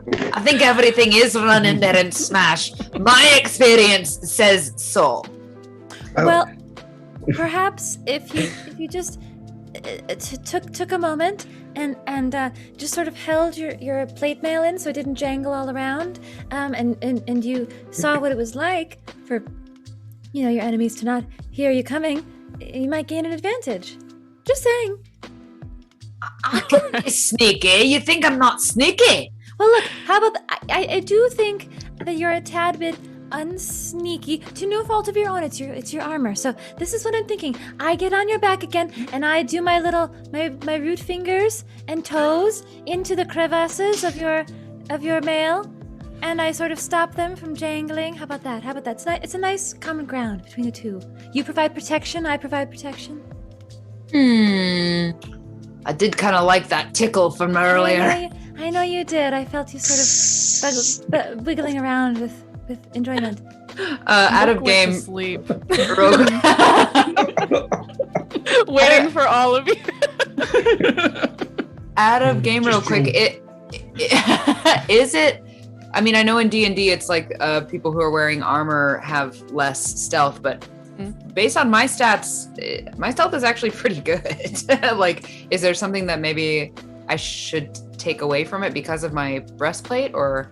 No, anything because of what you use to create your character generation. Any negatives, any penalties you have should already be applied. So yeah, Right. don't even worry about. You're just good at not moving your armor too much. Yeah, it's just really well fitted. It's bespoke. It's bespoke, and you also have a plant person sort of buffering that. Yeah. Everybody who is sneaking, give me a sneaky roll. Roll? You want to roll? Let's roll. I will remind you we have some kindly donated re-rolls for the party. There's one in the party pool, I believe. There's one for D20. Two for D20 that haven't been used. I believe Jessica and Alex have both used theirs, but I mean, there's still the party one. And let's see what else. I think that's all for. Oh, and one more other player reroll. So there are 2 for the party, 2 for D20. Who's already up there? See, that's why I wanted to go hang out with Moke. It's pretty lucky over there. Moke is very lucky. Moke bespoke. All right. Moke is aging rapidly while listening to the conversation. He's going to get more killed. Would everyone get on their stealth rolls? Yes. 23. 25. Yeah, same. 25. Just Wow. Didn't even need pass without I trace. got a 17. Oh my god. You all got just, excellent stealth rolls. You managed to dodge your way through all these barricades without being spotted. And you are now at the door of Diggin's Rest. And I'm going to go ahead and move you over there. So, you got the note. Yeah, we got it. Where are Playing the dogs? cards and shouting. Your brethren. Look, I got the note, but I'm not gonna kill a dog, all right? I love dogs. And I'm not gonna... I think it's horrible what you suggested. I'm not a dog. What? I'm glad said you my got brethren. I'm glad you have headphones on, Jess. Your dogs just shouldn't have to hear all that dog murder talk. Poor little puppy. I know. It's We're terrible. teaching him English right now, so he would have understood some of the words. It's All right. dogs don't play cards. It's 4 kobolds playing cards, guarding. Oh. Why didn't you just tell me that there were kobolds inside? I'm kobold. Moke just goes off to the corner and just hides somewhere. Just literally against the wall. He did his best. Oh, Moke, he did his very best. Having a moment. Poor Moke. He did such a good performance role, too. And everyone thinks they're dogs. All right. That was his acting performance, but the drawing was The still... drawing was the problem. You know, you're right. I didn't make him do anything for that. So. Yeah, Smoke moves away and leaves the combatants ready to go, and he tries to take Pip with him. I mean, if they're kobolds, I'm a kobold. I can go in and try and talk to them. Sure. Yeah, go ahead and if you want to enter, feel free. So, one thing I would like to say, I do have a ring of discretion, which means it magically conceals me having armor and weapons, and you don't see them. Oh. So you see this unarmored kobold who's going to go walk in there. Okay. So yeah, as you come in alone, by the way, all of you, I only put you in the tower because this is how I have the room set up, so don't worry too much about that. But as you, Morcor, enter alone, all of the kobolds at the table turn and look at you, and they seem on edge, but they don't immediately scream or go to attack you or anything like that. And they say, "Who are you?" I am Morcor. I thought I didn't know there were kobolds here. I all alone. My tribe all dead, and I need more kobolds, and you kobolds, and I kobold. We be friends? Okay. Why don't you give me what kind of role do I want from you?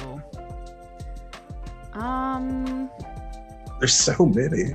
Yeah. So many. Plenty to choose from. Kobold lore.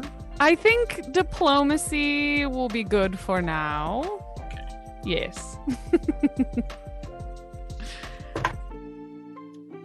That is only a 7, so a 14 diplomacy. Okay. Do you want to use? You can use a hero point. You also have 2 re-rolls in the bank, by the way. I'm gonna steal one of the rerolls because I want to kind of at least get them off guard for us. Yeah, thank you, donors. Thank you, donors. Yes, and that will do it. That's a 17 for a 24 now. Nice. Donors, you saved it. Yeah. Yeah, the kobold that is speaking to you is this sort of bluish one here, and he says, "Okay, I am Concord. Why you come here?" I told you, I all alone, and I look for things, and I find this big tower, and the woods were just boring, so I thought I'd come in, and turns out you're kobolds too, so I think this is just meant to be. I was meant to find you. The woods are pretty happening, all right? The woods aren't boring. I just want to throw it out there. Ricky Mork, noticed that. Ricky Mork will remember that. No, Morcor, yeah, you see them all look a little confused, and they say, "Well, we came here because we worship Devil on top floor. You know about him?" Devil on top floor? No. Aren't devils usually down, not up? Yeah, but he here for some reason. Oh, maybe he here for people I saw in woods. They non-scaly people way out in woods. You can maybe see them from here. Could be. You go look out front door. They were out at edge of woods. Oh, okay. I look out front door, and then he's gonna run over. Look at the front door and see as he does a bunch of people hovering around. Do everybody give me either a stealth roll or some kind of acrobatics roll. It's depending on what you prefer. It is better for me. He's charismatic, but he's not smart. Like he was like, okay, they like me. Now let me send them in a trap. I got a 9. Detection. You don't have to avoid detection. You could also just choose to take it. I got a 26. Oh yeah, you're avoiding detection. You are flat against the wall behind the door. I got an acrobatics 9, so I tried to flip away and I don't know. Trip. Yeah, maybe one of her little roots was accidentally tied my legs together, and because her, just tumbled out of the ground. All right, well, you trip and fall, and Concord definitely sees you, and he says, "That one has other people with him! Get him!" And everybody roll for initiative. All right. Okay. Oh! Natural 20. Ooh! Woo! That bodes well. Not for me, though. And sorry, what do we add for our initiative again? You can add perception. You could try stealth. You could do if you're trying to do acrobatics. You could do acrobatics. Yeah. I add my diplomacy. Sure. I think that's fun. Can I do it on intimidation? Yeah, why not? Okay, like after I fall, then I look up and I'm like, ugh. I'm gonna get you. I know I just fell, but watch. Look at this part, not that part. Okay, Ricky, what'd you get? I got 22. Ooh. I doubled it. It feels like I'm cheating. It was 11 plus 11. Wow. You did way better than last time. Okay, Kavita. 23. Nice. Yeah, so it was a really scary look. Yes, it was. Pip. 26. 26. Wow, you are all crushing it right now. Sonus. I got a 20 with stealth for. Whoa. And Morcor. 20 as well. 20 as well. We were All of ready. you absolutely destroyed me. Okay, well, with that, I mean, Pip, you are up first. What you gonna do? So these kobolds look aggressive? Yeah, they are brandishing weapons at you now. Okay. I am gonna do this weird spell called Personal Rain Cloud. Okay. Which conjures a 5-foot wide rain cloud that follows. Wait, does this actually do damage though? No, it doesn't actually do damage. I don't want to do that. Sorry, I'm learning about what all of these No, don't worry. spells do. Don't worry. Take your time. That's, I mean. This is a good one. This is a good one. Burning Hands. Oh yeah. So where am I? Okay, I need to move up closer to them here.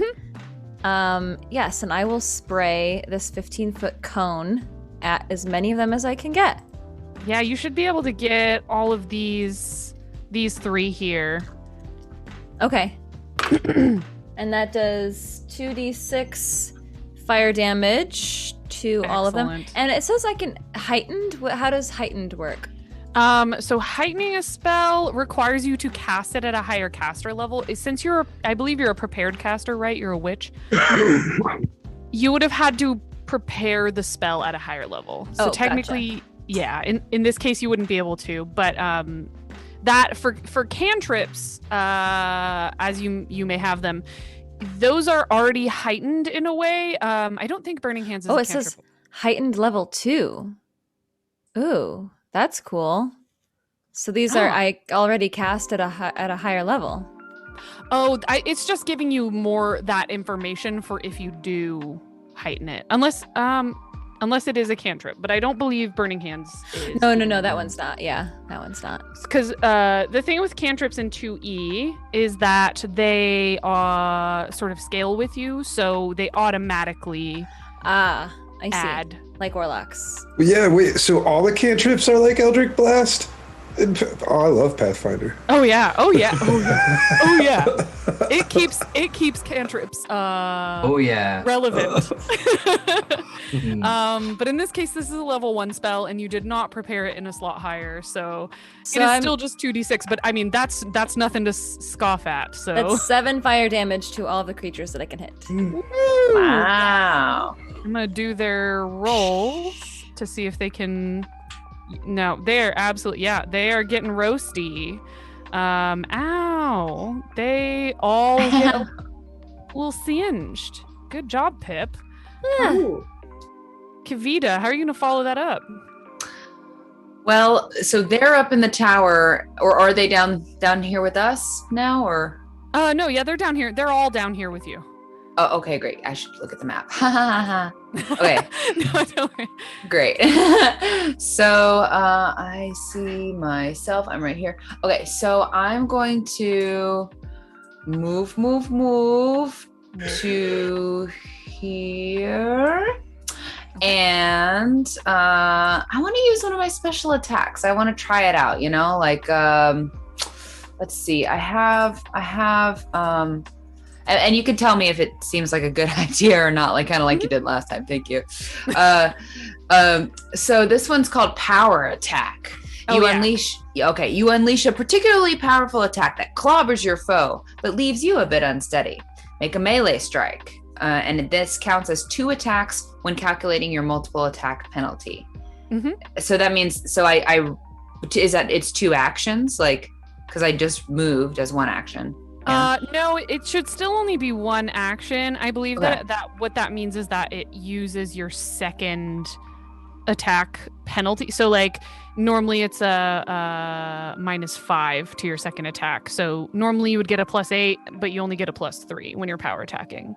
But you add a lot of extra damage as the sort of offset to that. Also, the nice thing is you still have a hero point and you still have a reroll in the chat. So nice. Okay, sweet. Okay, so then I'm gonna roll to hit on the guy right in front of me. Ooh. Oh my gosh. Okay. I have a reroll though, right? Yeah. Okay, that was a 3. So we're gonna try again. You're going to dice jail. And oh my god, that was a 2. Oh, my dog's going crazy. Sorry. Your dog didn't like that roll. No, it's like, why did you roll so crappy, Mom? Well, okay, so I have to take the second one that I re-rolled, right? So well, I would let you, if you want to burn your hero point. Let's do it, baby. We're here. Come on. My God, the dice gods are against me. All right, so I rolled a 5 naked, but then I guess I would add to that 3. 8, right? Because that's my. No, because technically for power attack it counts as your second attack. Ew. For the multi-attack penalty. Yeah, that's what I mean. Yeah, so it'd be an 8 to sadly, it doesn't hit, but it was a good thought. And power attack is very powerful. I tried so hard. It hits real good if it does hit, but unfortunately the dice were against you this time. So I just like hit the floor and made a huge crack in it. And I'm like, oh no. You still have moves though. You may have missed, but you still got moves. So what you want to do? You have 1 more move. I can try to hit again, right? Or no? Yeah. Okay, great. So I'm just gonna try to hit Rego this time. Let's just try a Rego little hit here. Gosh, wow. All right. And this time I can't add my +8, right? This is technically this would actually count as your second attack. Oh. Okay. Your first power attack was like it's weird that way. I know. It's all good. It's all good. So how much do I add to this one? +3. Okay. 12 to hit. Okay. Sadly, that does not hit. So sad. I know. I tried. Kavita. I tried. I got too excited because there was a fight in front of me, and she's like, "Oh yeah, let's go!" And then just started whacking everywhere, and it just not focused. Got to focus. The bloodlust. Yeah. All right. Well, Ricky, can you save the day?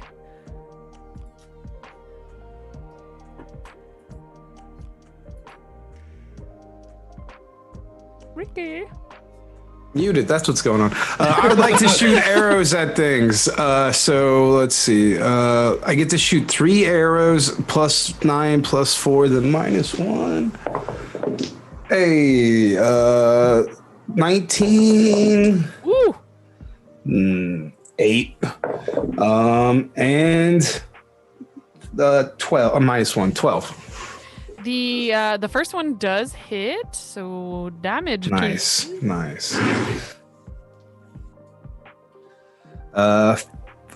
+1, 5.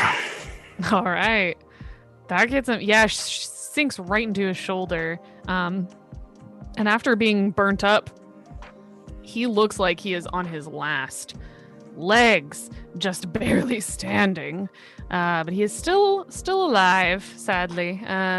Morcor, are you gonna finish this poor fool off, or what you gonna do? Yeah, the one right in front of me. See the hurt one? Yeah. So I'm gonna draw out my sword since I had it away to kind of sneak up on them to let them think I was fine. So pull out that sword and attack. That is a 27 to hit. Wow. I believe you critted on this one, which, what a waste. But yeah, you. Poor kobold. You're gonna absolutely decimate him. Oh, jeez. Yeah, it's 16 points of damage. Yeah, I don't even want to describe how horribly you kill that thing, but Well, I mean, they said they were working for a devil, and that made Morcor very, very angry. I thought it might. All right, what are you gonna do next? So that was 2 of my actions. So I'm gonna go and move here, and then here, so that I will flank the other red kobold. Nice, very good. Get you all! Get you all! Okay. I love this. All right. Sonus, what about you? What you gonna do? So there are the 2 or 3 kobolds left. There are 3. Sorry, there's one Cool. here. Yep. And these 2. Well, I'm gonna cast Admonishing Ray at the one that's the blue one. Nice. All right. And that is 25. Wow. Yeah. All right. So that is Actually, let me check that one. That might have been. Okay, not quite a crit, but 25. geez Louise. and that is 10 magical bludgeoning damage. It is non-lethal, Right. but I don't know if that's not really gonna come. I don't think it's gonna come into play with just the 10. But yeah, feels like a strong magical punch. Oh my god. And yeah, he definitely took that. It was almost a crit. Excellent work, Sonus. So you're gonna move into the room further, anything like that? And yeah, I will use my last action to move, keep distance from everything that's going on, but close enough that I can still do work. All right. Next up, we have this little kobold here, and it is wearing some robes. And it is going to step away, take a guarded step away, in order to not be attacked GM. by this warrior. I mean, I get it. Yeah, sorry, I just go for that initiative, Jess. Sorry about that. I'm not down I'm there. sorry? I was on 16, if that helps, as Moke. Oh, okay. You okay? You can go if you want, that's fine, I was just saying. You are absolutely right. I don't know why I put an 11 on you. My stealth was so good, that's why. You stealthed past me. Yeah, All right, sorry dang. about that, Moke. I don't know why you. Oh, you know what? I didn't hit enter when I entered yours. So, Moke, my bad. I almost skipped you there. What you gonna do? Seeing our attempts to converse with the kobolds is going so well, suddenly remembers he can speak Draconic in the first place, and is given a diplomacy because we need to find information about the demon upstairs rather than murder everybody. All right. So smart. Just ask questions, not axe people in the head first. So, All right, different strokes. Yeah, different strokes. For different modes. Tomato. For different modes. if there was anyone there that looked like they were winning or looked scared, Moke would try to basically convince one to surrender. So he's going to go for it. Give up now. You're going to die otherwise. Literally die. Okay. Basically say, give up now. Just pick one. Your, It's di- not my party. your diplomacy sounds really similar to a threat. I'm just saying. Sounds kind of intimidating. It's the accent in Draconic. It sounds Russian. Everything sounds threatening. It's the problem. Not me. Thanks, problem. Yes. All right. I'll accept that. Give me a roll. Give me a diplomacy roll. Sure. Ooh, that's 19. Oh, okay. That's pretty good. He shows on his teeth. The blue one right next to you who got hit with basically a force punch looks a little bit winded and also like he might be willing to listen. And he says, What you off? What? What do you mean? Just what? So exasperated. He just got hit really hard. He did. Moke will put his hand on his shoulder, kind of knocking his hand and says, you get to eat the others. And live. They not listen to me. Moke puts an arm around his shoulder and says, once they're dead, they will. Just stick with me. You'll be fine. Just don't fight anymore. Otherwise, they'll kill you. Me not know about this. He is, he's listening, but 119 is not enough to get him to turn on his brethren. I wouldn't expect it to be. It's worth a try. So you're literally just trying to distract this one so we have someone alive when the murderous lunatics kill everybody else. Not a bad idea at all. This is why I did non-lethal damage. That's it, see? You are both fantastic. The synergy, I'm loving it. Okay, are you gonna do anything else your turn, Moke? Keep talking to him? Try not to. Yeah, literally, it's just verbal diarrhea to just distract this kobold at this stage. Thank you. Okay. All right. And screaming, don't kill him. Don't kill it.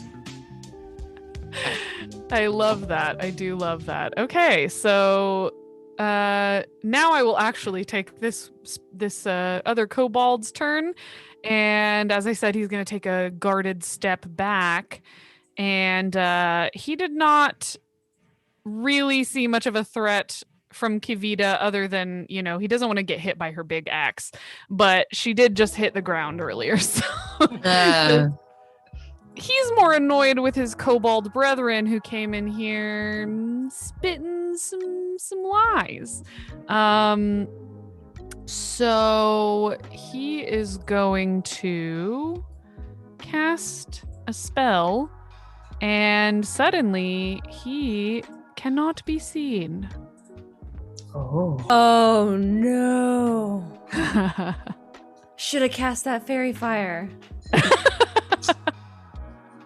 And that's all I got for him. But next up we have our little red friend here, and he sees that he is surrounded and is going to take a guarded step over to his koboldy pal, also mad at him because, betrayal. Did he have to pass me by chance?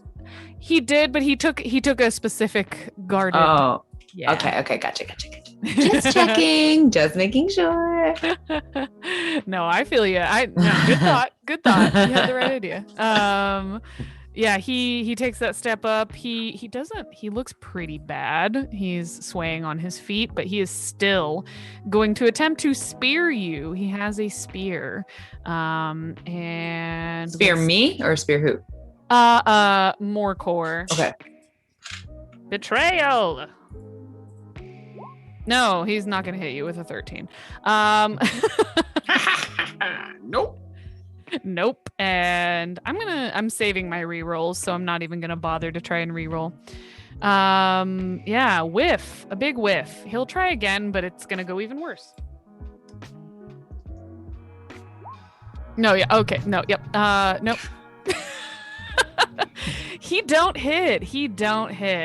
And so our friend Concor over here is being chatted up by Moke.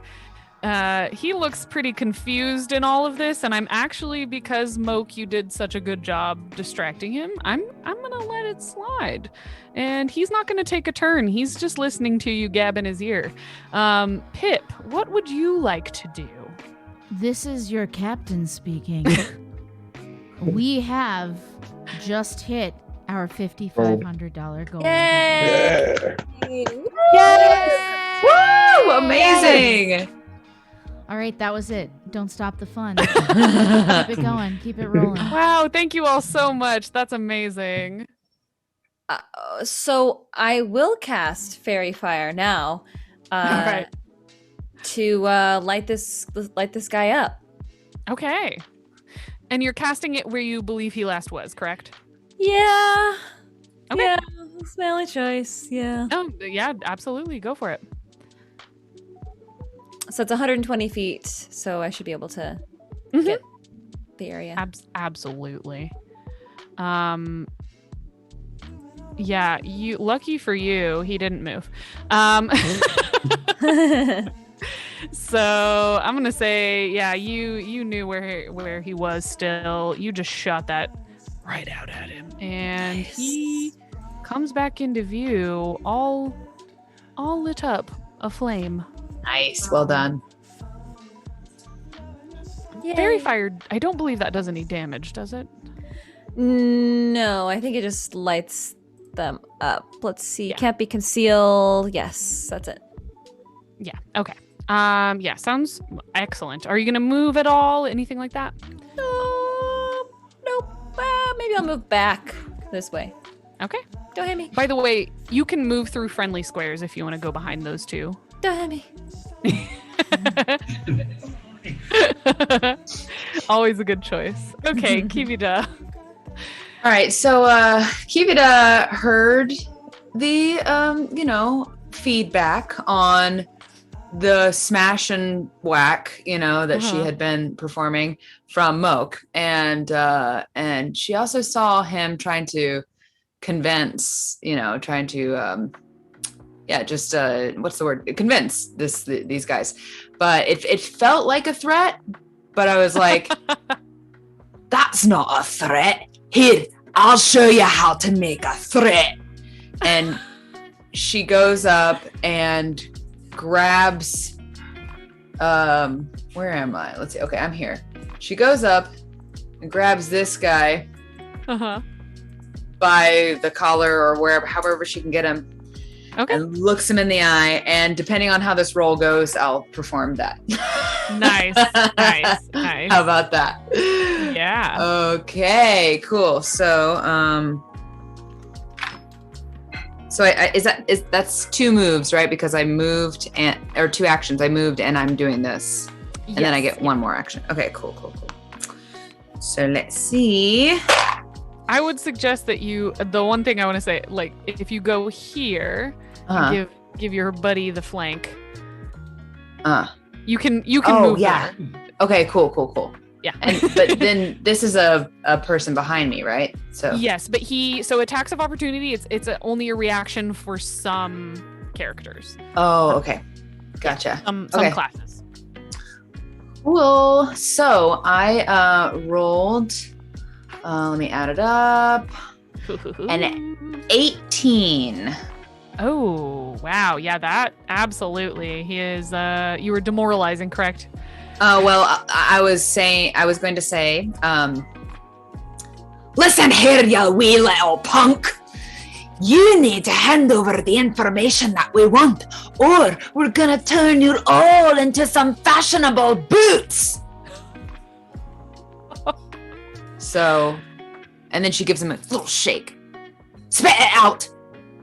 Tell us what we need to know. You got him. All right. He is scared witless. Are you going to do anything else? No, I guess I have 1 more action, right? Yeah. Can I turn around and glare at the one that's behind me? You're like, yeah, sure. You too, you wee handbag. Oh my god. And would that count as another intimidation? Or like, do I need to roll for that intimidation? Yeah. Okay. There's no penalty for it, so that's the nice thing. You still get your full plus. Yeah. I believe. Heck yeah. Okay. Ooh, yes.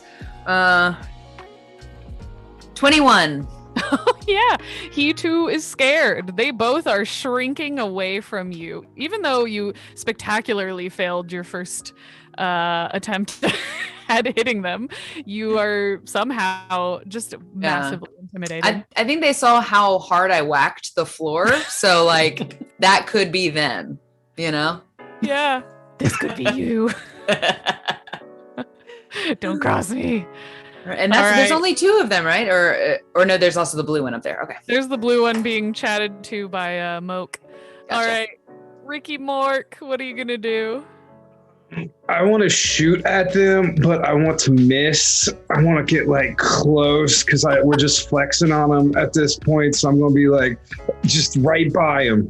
And I'm going to be like, that could have been your face. Okay. Just close. I just so I'm nervous. I don't actually want to get them because I don't know what's going on here anymore. It seems like we're just flexing on them as hard as possible. So let's do that. Give me a roll to hit. All right. Okay, so +9 for my first one. 17. And then Which one are you firing upon? let's see. This I'll go with blue guy. Blue one. Blue one first, right. 17. And my second one is 18 + 4, that's 22. And then the third one's -1. Oh, that's a 3. Okay, here's how I'm gonna do this. You get close, but no cigar. I mean, you hit the floor like you intended with the first one. I'm actually gonna say unintentionally, you shoot him straight through the leg with the second one. There's called shots in Pathfinder. That's amazing. Awesome. Yay. I'm so happy right now. Amazing. I don't even, we're making this up as we go. The third one goes just like flying into the wall. If I was trying not to shoot him and I missed to try not to No, because we're fudging some rules. We're dancing around some rules right now. So I was looking for rolls that were low, but still very close. And the 17 was great for that. The 22 is way over, you hit him. So give me some damage for poor blue boy over here. Oh, man. Sorry. Oh, good. I rolled a 1. All right. 2. That's 3 damage. You shoot his pinky toe off. And he screams. He does look scared though. I mean, they're all getting pretty scared. I mean, pain is a pretty good intimidator. This is insane. This is the weirdest battle I've ever been involved in. Okay, Morcor. Just trying to scare him, I think. Morcor is incredibly confused because they work for a devil and devil bad, and they attack them, but now they're not attacking them, and especially Kavita not killing one. He's like, we're not hurting them now, or are we? You shut his toe off. So his pinky toe. He's worried, but it still has claw. We're dragon. We have claw. He's down a bean. Okay. So he's seeing they're all scared. He's most worried about the magic guy. So he's actually going to move up here. Okay. So he can still attack either of them. And ready in action that if the purple guy tries to move or cast a spell, he's getting the sword. Okay. All right. Right down on top of his head because they're not taller than him. So. No, yeah. All right. He's going to ready in action to attack if he tries to do anything else. Wonderful idea. Worthy, in fact, of a hero point, which I have been remiss in awarding, and I will award you one for doing so. Sonus, what shall you do? So, since it looks like we're not going through with the, the killing everybody, which is a good thing, I'm just going to, I will forbidding ward Mork for the one that you're next to. So just in case, if Moke, if for the one that you're next to. So you have a +1 to your AC if he decides to turn around and no longer listen to diplomacy. And then for Morcor, I will give you guidance. And then that'll be my entire turn. Okay. Very nice. I love all this support. The love and support you're getting from Sonus. Okay, next up. How do we?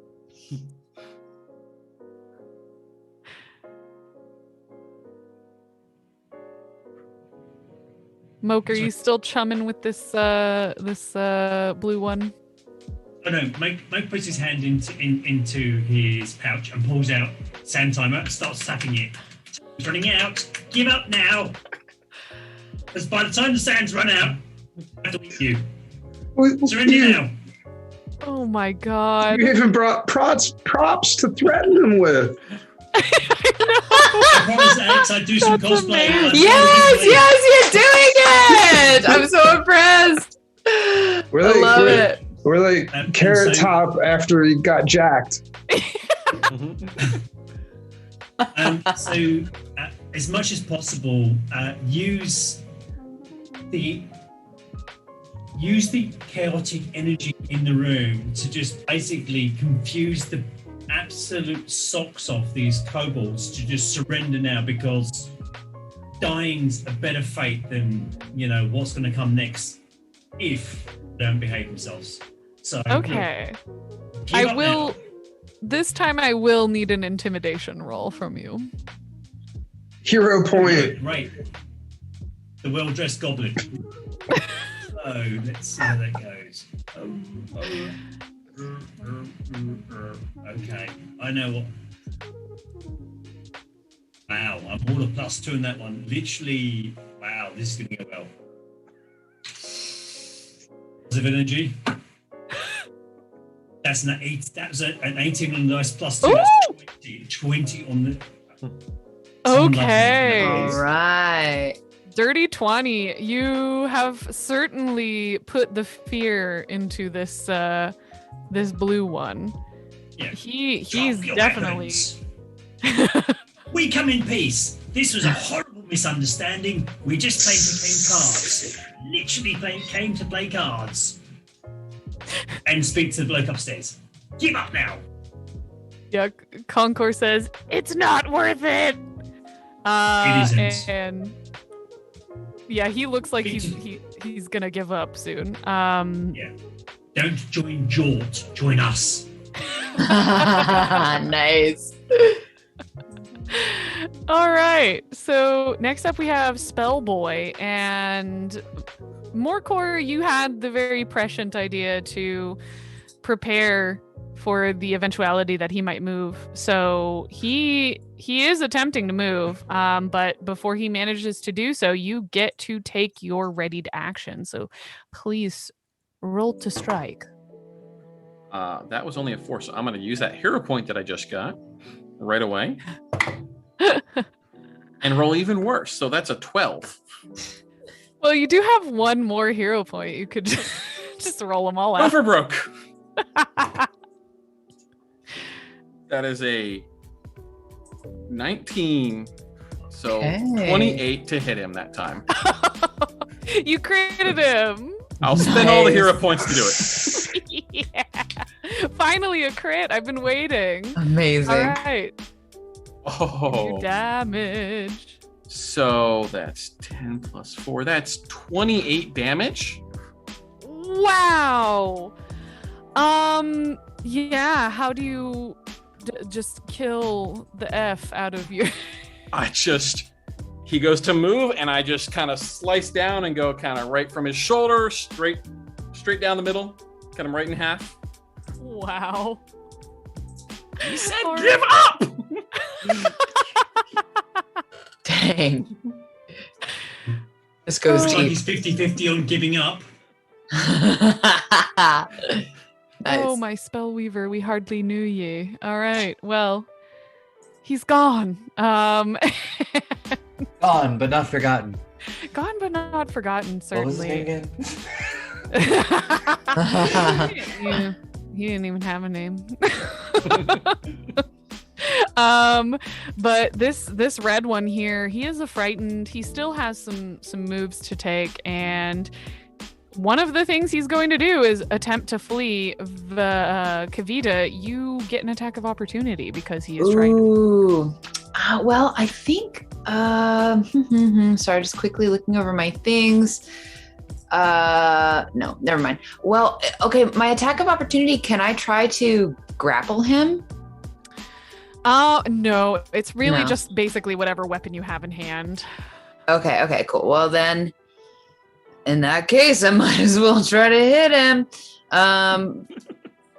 So I'm getting the impression that they're giving up, but in the running away sense, not in the. Yeah. Okay. Yeah. All right. So I am going to. I'm going to try to hit him, but not kill him because my next move is to grapple him if I can. Okay. And I'm going to use my dagger for that. So. Okay. Let's roll to hit on that bad boy. That's going to be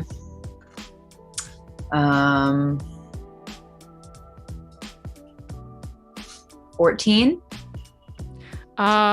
You do not hit him. Okay. Sadly. God. So I go try to get him. Don't get him. But I have a. He dashes away towards his blue friend. What were you gonna say? Sorry.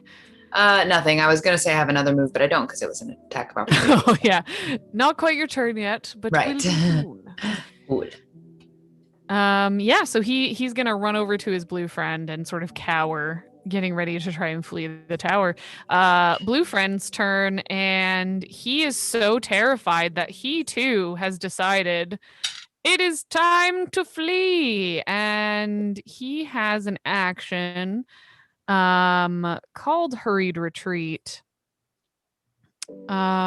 So even if any of you have attack of opportunity, which I don't believe any of you do with your classes, he would have a bonus to his AC, but I don't believe any of you in this area have attack of opportunity.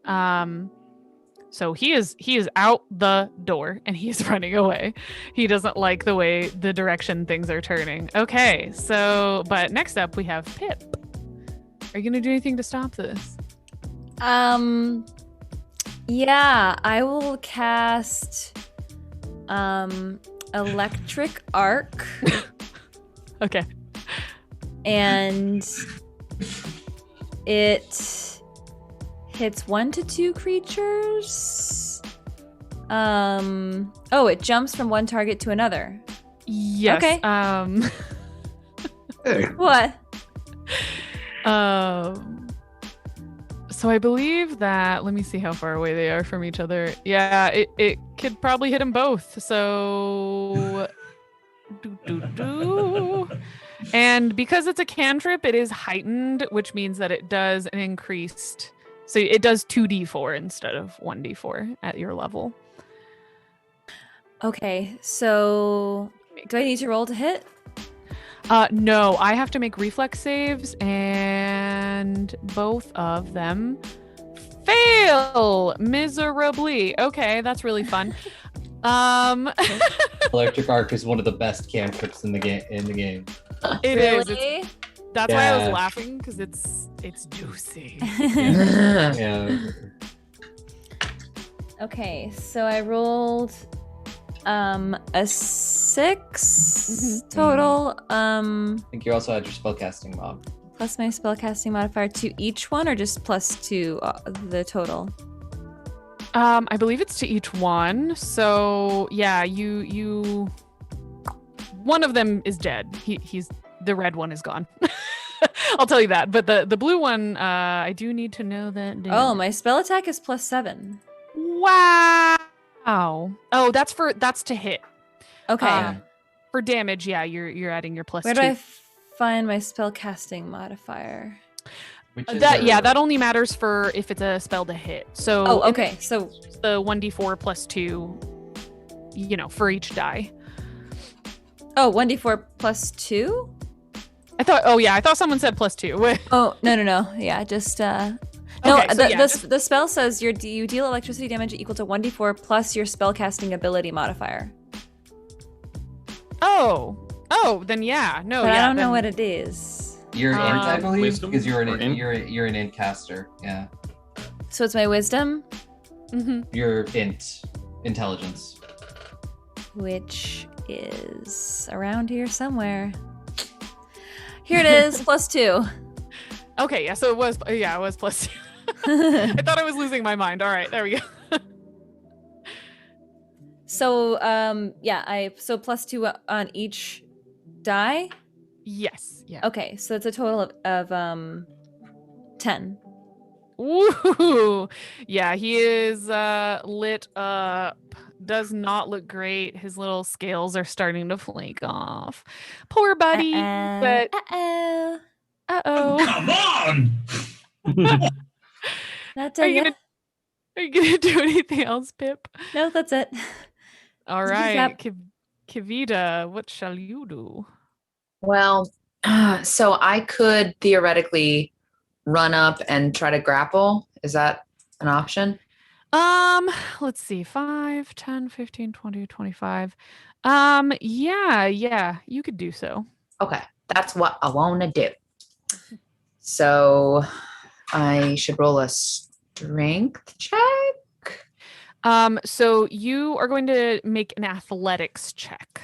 Athletics. Okay. Cool. I would love to do that. All right, here we go. Gosh, I am rolling so badly. I don't have another roll, do I? I think you still have hero points. Oh no, you used yours. Yeah, Sorry. I blew them all on terrible rolls. Okay, well, it's fine. 12. Oh, sadly, no. He dodges away from you. He is very scared of you and everyone else, and is fleeing alone. It looks like you just got a reroll in the chat. Oh, did he? Did she? Yes, there's a Team Goodberry one. Oh, yep. There's a Team Goodberry one. Okay, thank you, Chad. Thank you. We'll try this again. Here we go. Come on. Oh yeah, baby. That's a 19. And then I add 8 to that. So that's 27, right? Oh my God. Is that right? Math? Okay. He is restrained until the end of your next turn. Mm. So Thank you, chat. Okay, cool. So and he's the only one that's around, right? The other one left. Yeah, Okay, at the cool. current moment. So with my last action, I'll just be like, I don't know, what could I try to like remove his weapons so that he can't? He's basically like not able to do anything except attempt to escape you at this point. So it's kind of like, eh. Okay, cool. Also, I think grappling might be an action too. Okay. No, I guess not. It doesn't look like it's an action too. So no, yeah, actually, I mean, it would be hard. How would you do such a thing? Well, I don't have to do that because if I have him grappled, then I don't need to take away his weapons, I think, yet. But yeah, maybe I want to, with my last action, like drag him further into the room. Is that possible? you know what? I'll give you that for free because he is immobilized basically by you. And I'm strong and he's little. He is, but I guess little. It's not that much. Do roll me like another flat, like athletics check. Actually, roll me an athletic. Okay. Let me see.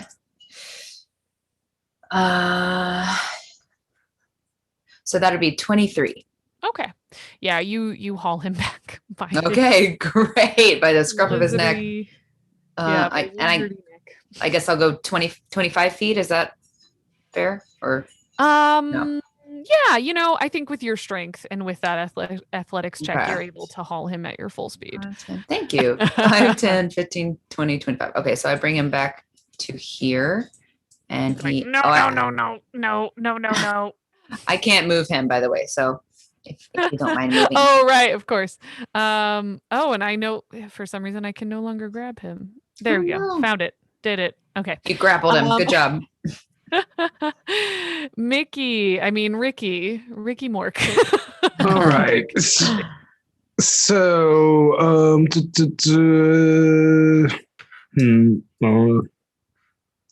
there we are. All right. So there's just the one, right?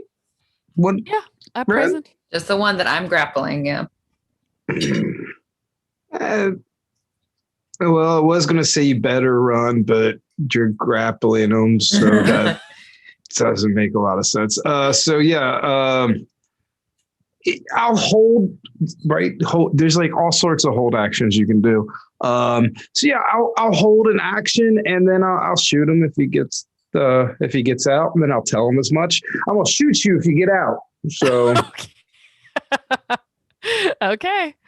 Duly noted. Morcor, what would you like to do? I'm gonna move up in front of him, and I will attempt to disarm him. Okay. It's a little disarming is quite tricky and 2e. Yeah. Uh-huh. That dice left the tray and is on the floor, so it doesn't want to play anymore. Okay, that is my athletics 26. Yeah, absolutely. Yeah, absolutely. All right. He's strong for being a tiny little thing. Let's see. That might have crit succeeded. Let me just double check here. What's my reflex? Oh, not quite. But yeah, you do succeed at disarming him. You knock his weapons down. Okay, and then I'll grab onto him as well then, because I got another action to do something with. Okay. Join the party. Oh my god. Group hug. That's only a 13, so I don't think I'm actually going to grapple him. No, you just kind of grab his arms, trying to look for a place to put yourself, but you don't really have anywhere. So honest. What are you gonna do in this situation? Let's see. It's a great question because I'm a little bit. She's very unsure of what exactly the plan is here. So It's a good question. it's a good question. We'll you know what? She's gonna go from here. I'll take some guidance if you want. Yeah, you can have guidance. That's an action. I have 2 more actions. You can get in on the group hug. With how my strength is, it would literally just be a hug. There'd be no grappling. But it's gonna be like, I believe you should probably surrender. This attempts to use like diplomacy to just put an action to do that. Because I actually have pretty good diplomacy. I have a +9 for diplomacy. So wow. Yeah, sure. It's worth a shot. Yeah. This is only like a 19. Oh, yeah, he looks still mostly scared a little bit. It's like there's a lot going on. Oh yeah. There's a lot going on. Your request has definitely been heard. Not front of mind, but heard. Mm-hmm. And then I have 1 more action, so I'll just cast shield. Okay. Okay. Sounds great. Moke, what would you like to do? Moke sighs, looks at the rest of the group, gives Pip a hard look, picks up the smoking boots of the kobold, walks over to the group hugged kobold, stepping over the ones that's been cut in half. Trying not to get his shoes dirty. Gives an apologetic kind of shrug to Sonis, and puts the boots down in front of the kobold and said, "Time's run out. Tell us about the guy upstairs and we might not kill you. Like we didn't kill your friends horribly. Tell us everything now. Now, quick. What's the demon upstairs? What's his name? What's his favorite color? His password." Demon name, yeah. Okay. Yeah, give me a diplomacy roll. I'm bearing all this in mind for sure. That's a natural 17 plus. Wow. 8. So yeah, quite a... Yeah, he's squawking like a bird, and he says, "Nashaxian. His name is Nashaxian, and you spell that? Hmm? Can you spell can that? I spell that? Dude, gotcha. A Ignore Ricky. He's a bit strange. Ignore the arrow in his face as well, and he probably can't breathe. Tell us the important things, and then we'll let you go, and you can take what's left of your friends with you. He gulps and nods, and kind of looks at the stairs meaningfully. But then he goes on and he says, "He's a Barbazoo, like a bearded devil. Sure. Basically, you, Morcor, you would know that these are basically shock troops in hell, sort of elite shock troops. Pretty nasty fiends, and not to be taken lightly. And then he also tells y'all, the voice is absolutely killing me, so I'm not going to do it again. He also tells you all that he seems to be stuck here, and they came to sort of hang out at this tower because he was trapped here, and he was, basically taking care of the tower. And they've heard from a ghost that is in the tower. He says he thinks his name is Digger. And you realize that probably is Diggin, not that he is the one, Diggin is the one who bound the devil here. That's all I know. That's all I know. I promise. All right, kill the kobold. What? Ruthless. And Kavita is kind of like, do we? I don't know. What's the right thing to do right now?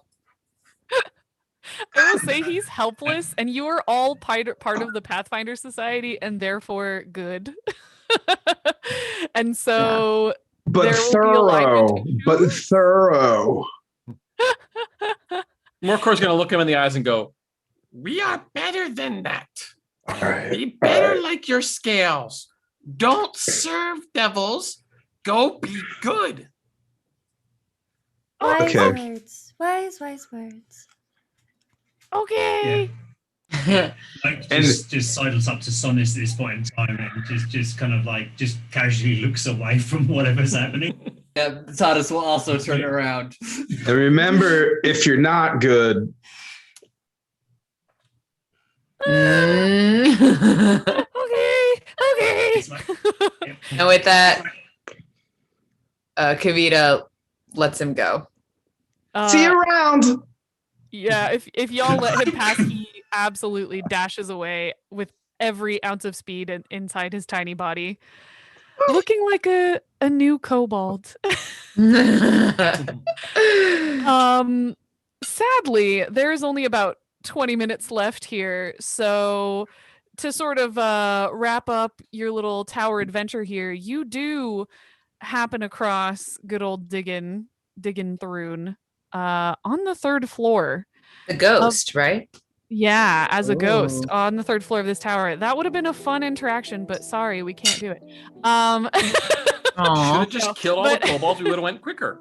Yeah. Trying to be diplomatic. That Darn. one kobold really appreciates it, maybe. I like it. I love y'all's approach to this. It was not what I was expecting, and I very much appreciate it. If we had like an hour more, all the details would come out. But basically, what you learn from him is, the Pathfinders did come here as you were told. And bring some documents of your founding Pathfinder that you're looking for. He also says to you that he can help you bind the devil to his throne, but it sounds like a crock of you-know-what when he says it. It's not particularly convincing. So you can choose at this point. If you want to, you can take the Ghost of Diggin Thrune with you, or you can choose not to. Totally up to you. Well, let's see.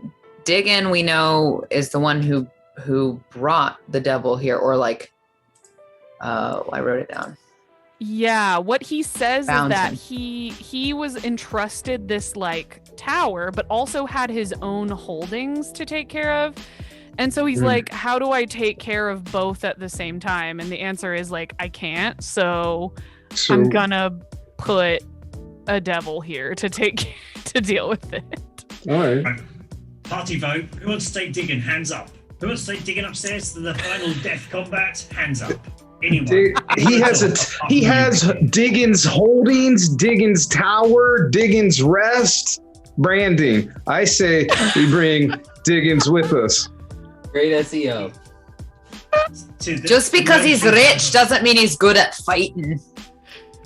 No, he's Well, definitely obviously not he's gonna a help you in ghost. fight. He's good at fighting. He'd still be all meaty and stuff. So basically, Ricky, find a tree because you're outvoted. I wish. All I got is this tower. All right. I'm sorry, Diggins. Sorry, dude. All right. So not taking digging. Yeah, he's No. voted off the island. All right. He Diggin'. sinks back into the floor sulkily. Diggin'. You can come along. They'll never know you're a ghost.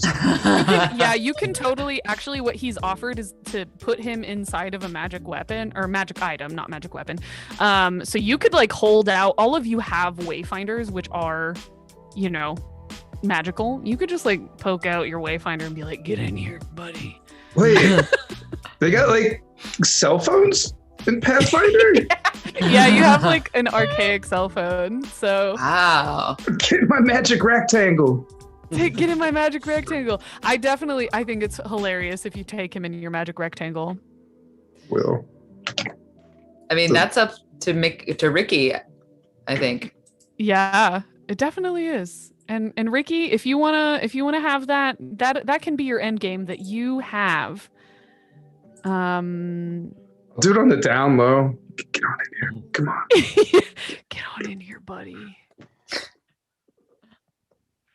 Okay, so you comb through the tower. You find what you need. You get your documents, your Pathfinder Society documents, but more importantly, you're like, hey, we're gonna go fight a devil. Yeah. And you get to the top floor and you are met with the sight of an absolutely glorious devil lounging upon his throne with just a self-satisfied smirk. He looks mostly amused to see all of you. Here's kind of I mocked him up. That's his deal. That's kind of what he looks like. Wow, handsome boy. Handsome boy. I like Satyr it. devil. Mm-hmm. Handsome boy relaxing on his throne, and in front of him Looking he has good. as donated, which I highly doubt we're gonna make it through this battle, but we may do some Deus Ex Machina things. But we have the Hill Giant Scort. Thank you, donors, again for reaching our goal. And Zombie Mort. These are our two requested Amazing. monsters. And everybody, the devil says, "Oh, visitors, I see," and roll for initiative. Okay. Like, go wild with it this time, you know? Why is it never Freddy the Friendly Chicken? I mean, literally. Any of you who have magic items, remember your magic items. Those might come in handy. Things like that. I rolled a 19. 15. Oh, I'm sorry. Who was that? I totally... Kavita. Kavita. Okay. I'm like off screen. All good. I'm a 21. And that's Pip. Pip. Yeah. Okay. Moke. 16 again. Thank you. 16 again. Okay. And Ricky Mork. 24. 24. Oh, 245. Alright. Not quite.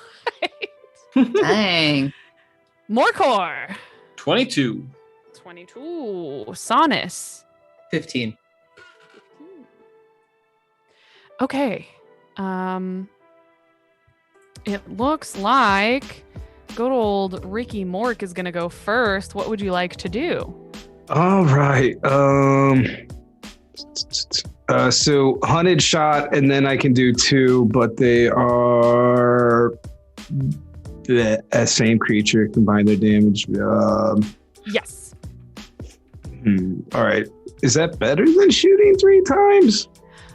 It is, yes, because you get 2 shots in 1 action, which more helps you in later turns, because if you're going to take all 3 shots in a later turn and it's against your hunted foe, you get 4 shots total against them. Okay, cool. So then I was thinking this right. All right, cool. So yeah, I'll start with the hunted shot for the opening salvo there.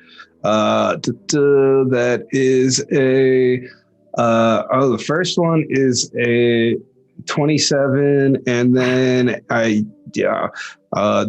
it seems too high. 20, plus 9. 27, and then 17, and then I don't get a third one. Okay. Yeah, that first one, actually, you have critted with your first shot, and that means not only do you get 2 shots, I believe, yeah. Okay, that's gonna be wild. Traits, crit 1d6 x2 plus 2. Mm-hmm. Right. Yeah. All right, And that's you get 2 of those. So. oh, dope! 11. And then, all right, so that was 11, and that is 8, 19. Wow. And my I'm God. useful. I made up for everything else, and climbing trees and whatnot. He heard we're trying to hurry up this battle and was like, all right, let's get this done. He was like, you know what? I'm gonna take it. I'm gonna do this time. I got this, guys. I'm gonna win it. Oh my God. Okay. Yeah, those sink straight. You were going for Nishaxian, right? Oh yeah, I'm going for the big guy. Yeah, he takes it straight to the chest, and big gouts of blood are coming out of him now. He is still shockingly alive, but just barely, you can tell. Morcor, Wow. what are you gonna do? So let's see. As a free action, I'm going to pop out of my gloves of storing an oil of potency. Nice. Ooh. And I'm going to apply that to my bastard sword, which is now going to become a +1 striking bastard sword. Okay. Yes. And then I'm going to grip it back with 2 hands to get the extra damage. And then I'm going to move up. Which one's the zombie? The bottom one?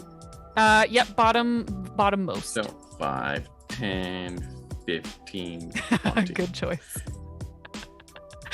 Because I also have Blade Ally by being a champion that I get to do. I picked Disrupting because we fought skeletons, so I'll also do another D6 against a undead creature. That is awesome. And that's all I got. All right. Okay. So next up we have Nishaxian lounging upon his throne. He was too cocky and got absolutely just rocked. Got his ish rocked by Ricky Mork, and staggers to his feet, clutching his glaive in his hand. And let's see. Oh Lord, does he even want to do this? Because he's not looking great. He's gonna do it. He is rushing forward and he's going to attack Morcor. Let's see. I believe I still have a +10 somewhere, even if I miss. No, I don't, actually. We don't have any +10s. We only have rerolls. I have a reroll, so let me see if I can kill you. Well, I can't kill you because wowza, am I rolling trash today? Okay, I wasted that reroll so badly. I'm I know that feel about what just happened on my roller. Yeah. Why does it hate me today? Okay, shameful. Anyways, Nishaxian is so effed up that he can't do anything. Pip, what are you gonna do? Maybe we will make it through this battle.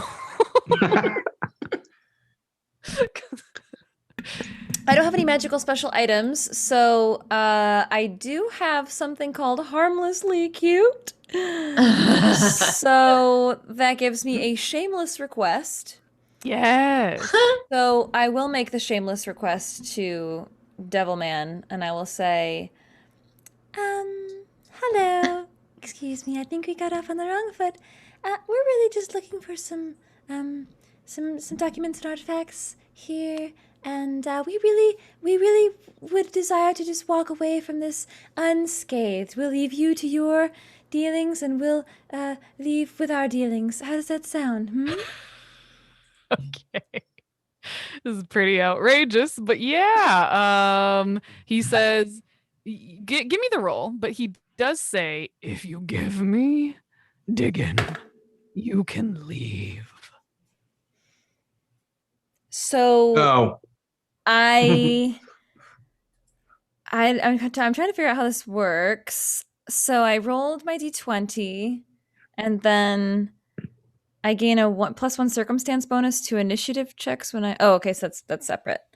Wait, so what does this mean? A shameless request. I can you reduce any DC increases by making an outrageous request by 2. And then there's something about fails. Okay, so I didn't roll that well. Do I add a skill to this? Like a persuasion? I believe it's diplomacy. Diplomacy. Okay, so that's a 17. Oh, not bad. Actually, I mean, considering the circumstances, he doesn't actually care that much about killing y'all, I will say. He's more like about getting his hands on digging. So if you're like, hey, we'll give you a digging, he'll say yeah. So he has agreed to you to what you've said. If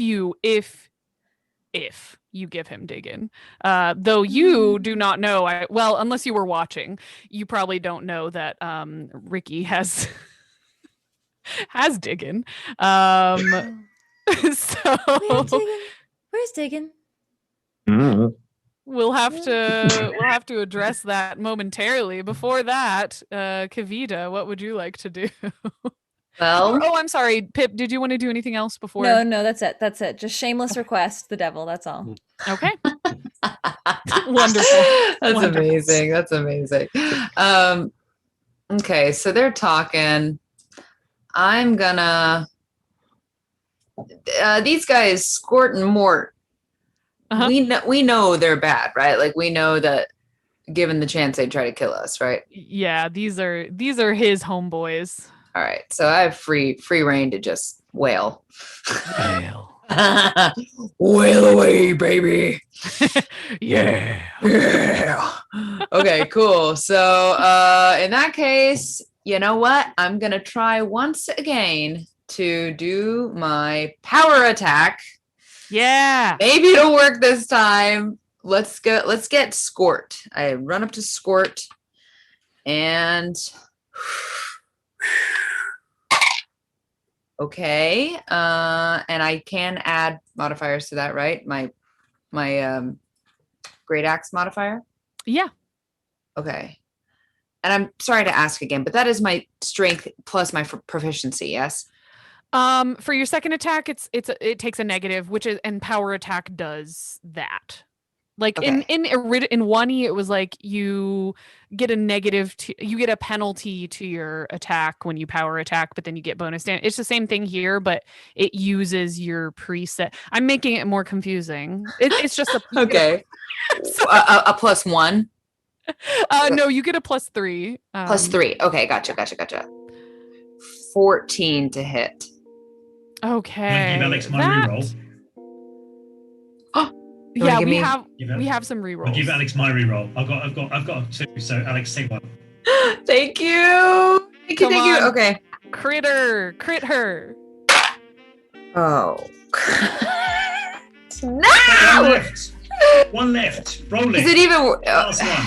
It is. We're like we have 5 minutes. Okay. Last one. Okay. 16 to hit. Sadly, poor Kavita. such a break today. I just want to smash. I'm so sorry, Kivita. I'm sorry to use up all the things, but it's okay. We tried. You know, you never know with the dice how it's gonna go. It's true. It's true. Anyway, so in that case, she swings, she misses, and then I guess that's it. Should she maybe move away again or something? You have no moves left, Okay. sadly. So I'm just there. It's yeah. Cool. You're here for Scort's retribution. Here we go. Thankfully, I don't really have rerolls or nothing, so let's just see how we do on my dice. On my bad dice today. Okay. Oh, that last one's not terrible. Yeah, that will hit you. Okay. You are going to take 14 points of damage. Are they within 15 feet of me? The two of them? Who? Her Kavita and Skort. I get Kavita is yeah. Okay. Then I want to use my retributive strike. Nice. So she'll get resistance to 5 of that damage. I can't attack, but I can at least resist 5 of the damage for her. Thank you. That's great. All right, That's great. Wonderful. Thank Champions are really cool that way. Oh yeah. Okay, so yeah, only one of Skort's hits hit you, which is lucky for you, because as you see, she do big damage. Yeah. Moke, how are you gonna turn this all around? I mean, actually, y'all are doing pretty okay, all things considered. Yeah. So the question I have is, which would be funnier to set fire to? Probably the zombie, because I think The zombie's quite weak looking, right? the zombie's quite what? It's looking quite weak. It's not normal zombie. It's not anything special. Yeah, it's a little special. It is a $100 zombie, but In that case, if it's $100 zombie, I will use my Dragon Breath potion, which was the item I got, neck it and spit it all over that one as my. I think that's my first action. I don't know how potions work in this thing. So neck it and then belch all over it. okay. What's the range on that? Do you know? This is why. See, I have a book. It is a 30-foot line. Okay, so you would need to move first. Move and then interaction. But you can probably get 2 of them with that line. You can probably get the devil and the zombie. Yeah, you could like move over here and then it would be like 5, 10, 15, 20, 25. Yeah. Or you could even stand on the grate, which like I know doesn't seem great, and it probably won't be, but like you should just do it. Sure, let's do that. I'll follow whatever. And that's a DC 23 to avoid that. Ouch. That's a big one. Okay. Cost me 70 gold coins. It was bargain, apparently. Well, it was well worth it because they don't avoid it, and I can't roll for nothing today. All right. So what's that damage? Do you use hero dice again? Does that give me extra damage or anything? Or Oh, I'm sorry. What give you extra damage? hero dice? Does that add any more damage? You know, I think it's fun. So yeah, I'll give you +5 damage to the whole thing. Okay. Well, in that case, according to math, 10, 15, that's 20 points of damage. Yeah. Oh my gosh. 26, 20 points of damage. So sadly, Nishaxian is immune to fire. You do see it wreath him, and absolutely nothing happens. I will note this room is 105 degrees Fahrenheit. Wow. So, if you stay here for like an hour, it hurts, like literally. But however, with that damage, you have effectively burned Zombie Mort undead, and he is no longer with us. R.I.P. Zombie Mort. Thank you to our donors this evening. I'm sorry all your monsters get killed. Sonus, We are. Did you say kilt? Sorry, go ahead. Please ignore me. Sonus, what are you gonna do? Sorry, I had one more action. I don't Oh, know. you're right. You know what? I believe No, so. that's okay. No, that's okay. So, we're seeing the dwarf doing so awfully well. I used my oil of potency and then just dunk this gunk on her axe or whatever the heck she's using at this point in time, and that's a +1 for the rest of the combat. Okay, I would say you can toss it her way. Yeah, whatever. So she can do that on her turn, but you're not quite close enough, and you don't have enough movement to get to her. But good thought. I love that. All right, Sonus, what are you gonna do? Just because we're getting ready to finish up, I am gonna drop a sound burst on the Shaxian. Nice. Okay. It is going to unfortunately probably hit Moke and Morcor because they were right next to. But everybody needs to make fortitude saves. Yeah. Okay, Nashaxian. Let's roll good for once, my boy. No, not like that. Not like that. Okay, what's the DC? 19. He fails.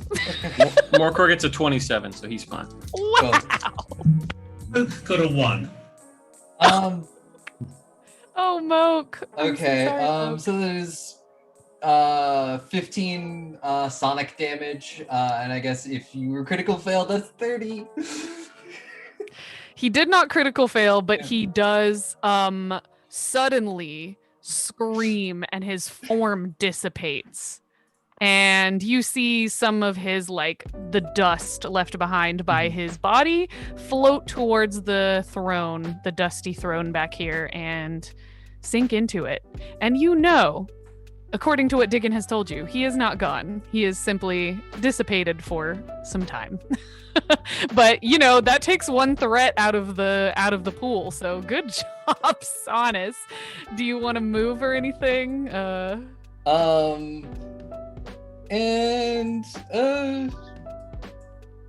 move up with my last action. Okay. Move up there with. All right, Ricky. Can you finish Skort?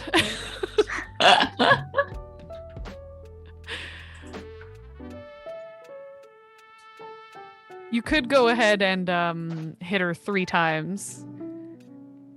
Gucci 3 times.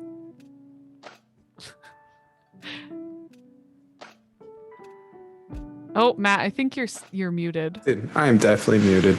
I was like, wait, is he talking? Oh, sorry. So the first one was a 22, second one and +4, 8, and then -1 for 15. Okay, the first one hit. So what's the damage on that? Right. That is a 6. All right. Yeah, she takes that shot right to the chest. She's still good. She hasn't really been hit. So Morcor. Sadly, we got rid of your zombie target, but there's a big Skort there. Yep. I mean, Morcor is just going to charge up because he still has that +1 striking weapon now. He's going to run up there and go, death to the evildoers! And that is a 20. Math is hard. 26. Wow. Yeah, you definitely hit. All right. And that's going to be 2d12 because that's what the striking gives me. Oh, snap. I get to roll twice, so that's a 9 and a 7, so that's 16 plus 4. That's 20 points of damage. Oh, that's pretty good. Are you going to hit her again? Nice. I'm going to swing away again. Take her out, Morcor. A 16 on the die for a 20. Oh, yeah. Take her out, Morcor. And that's 9 and 12.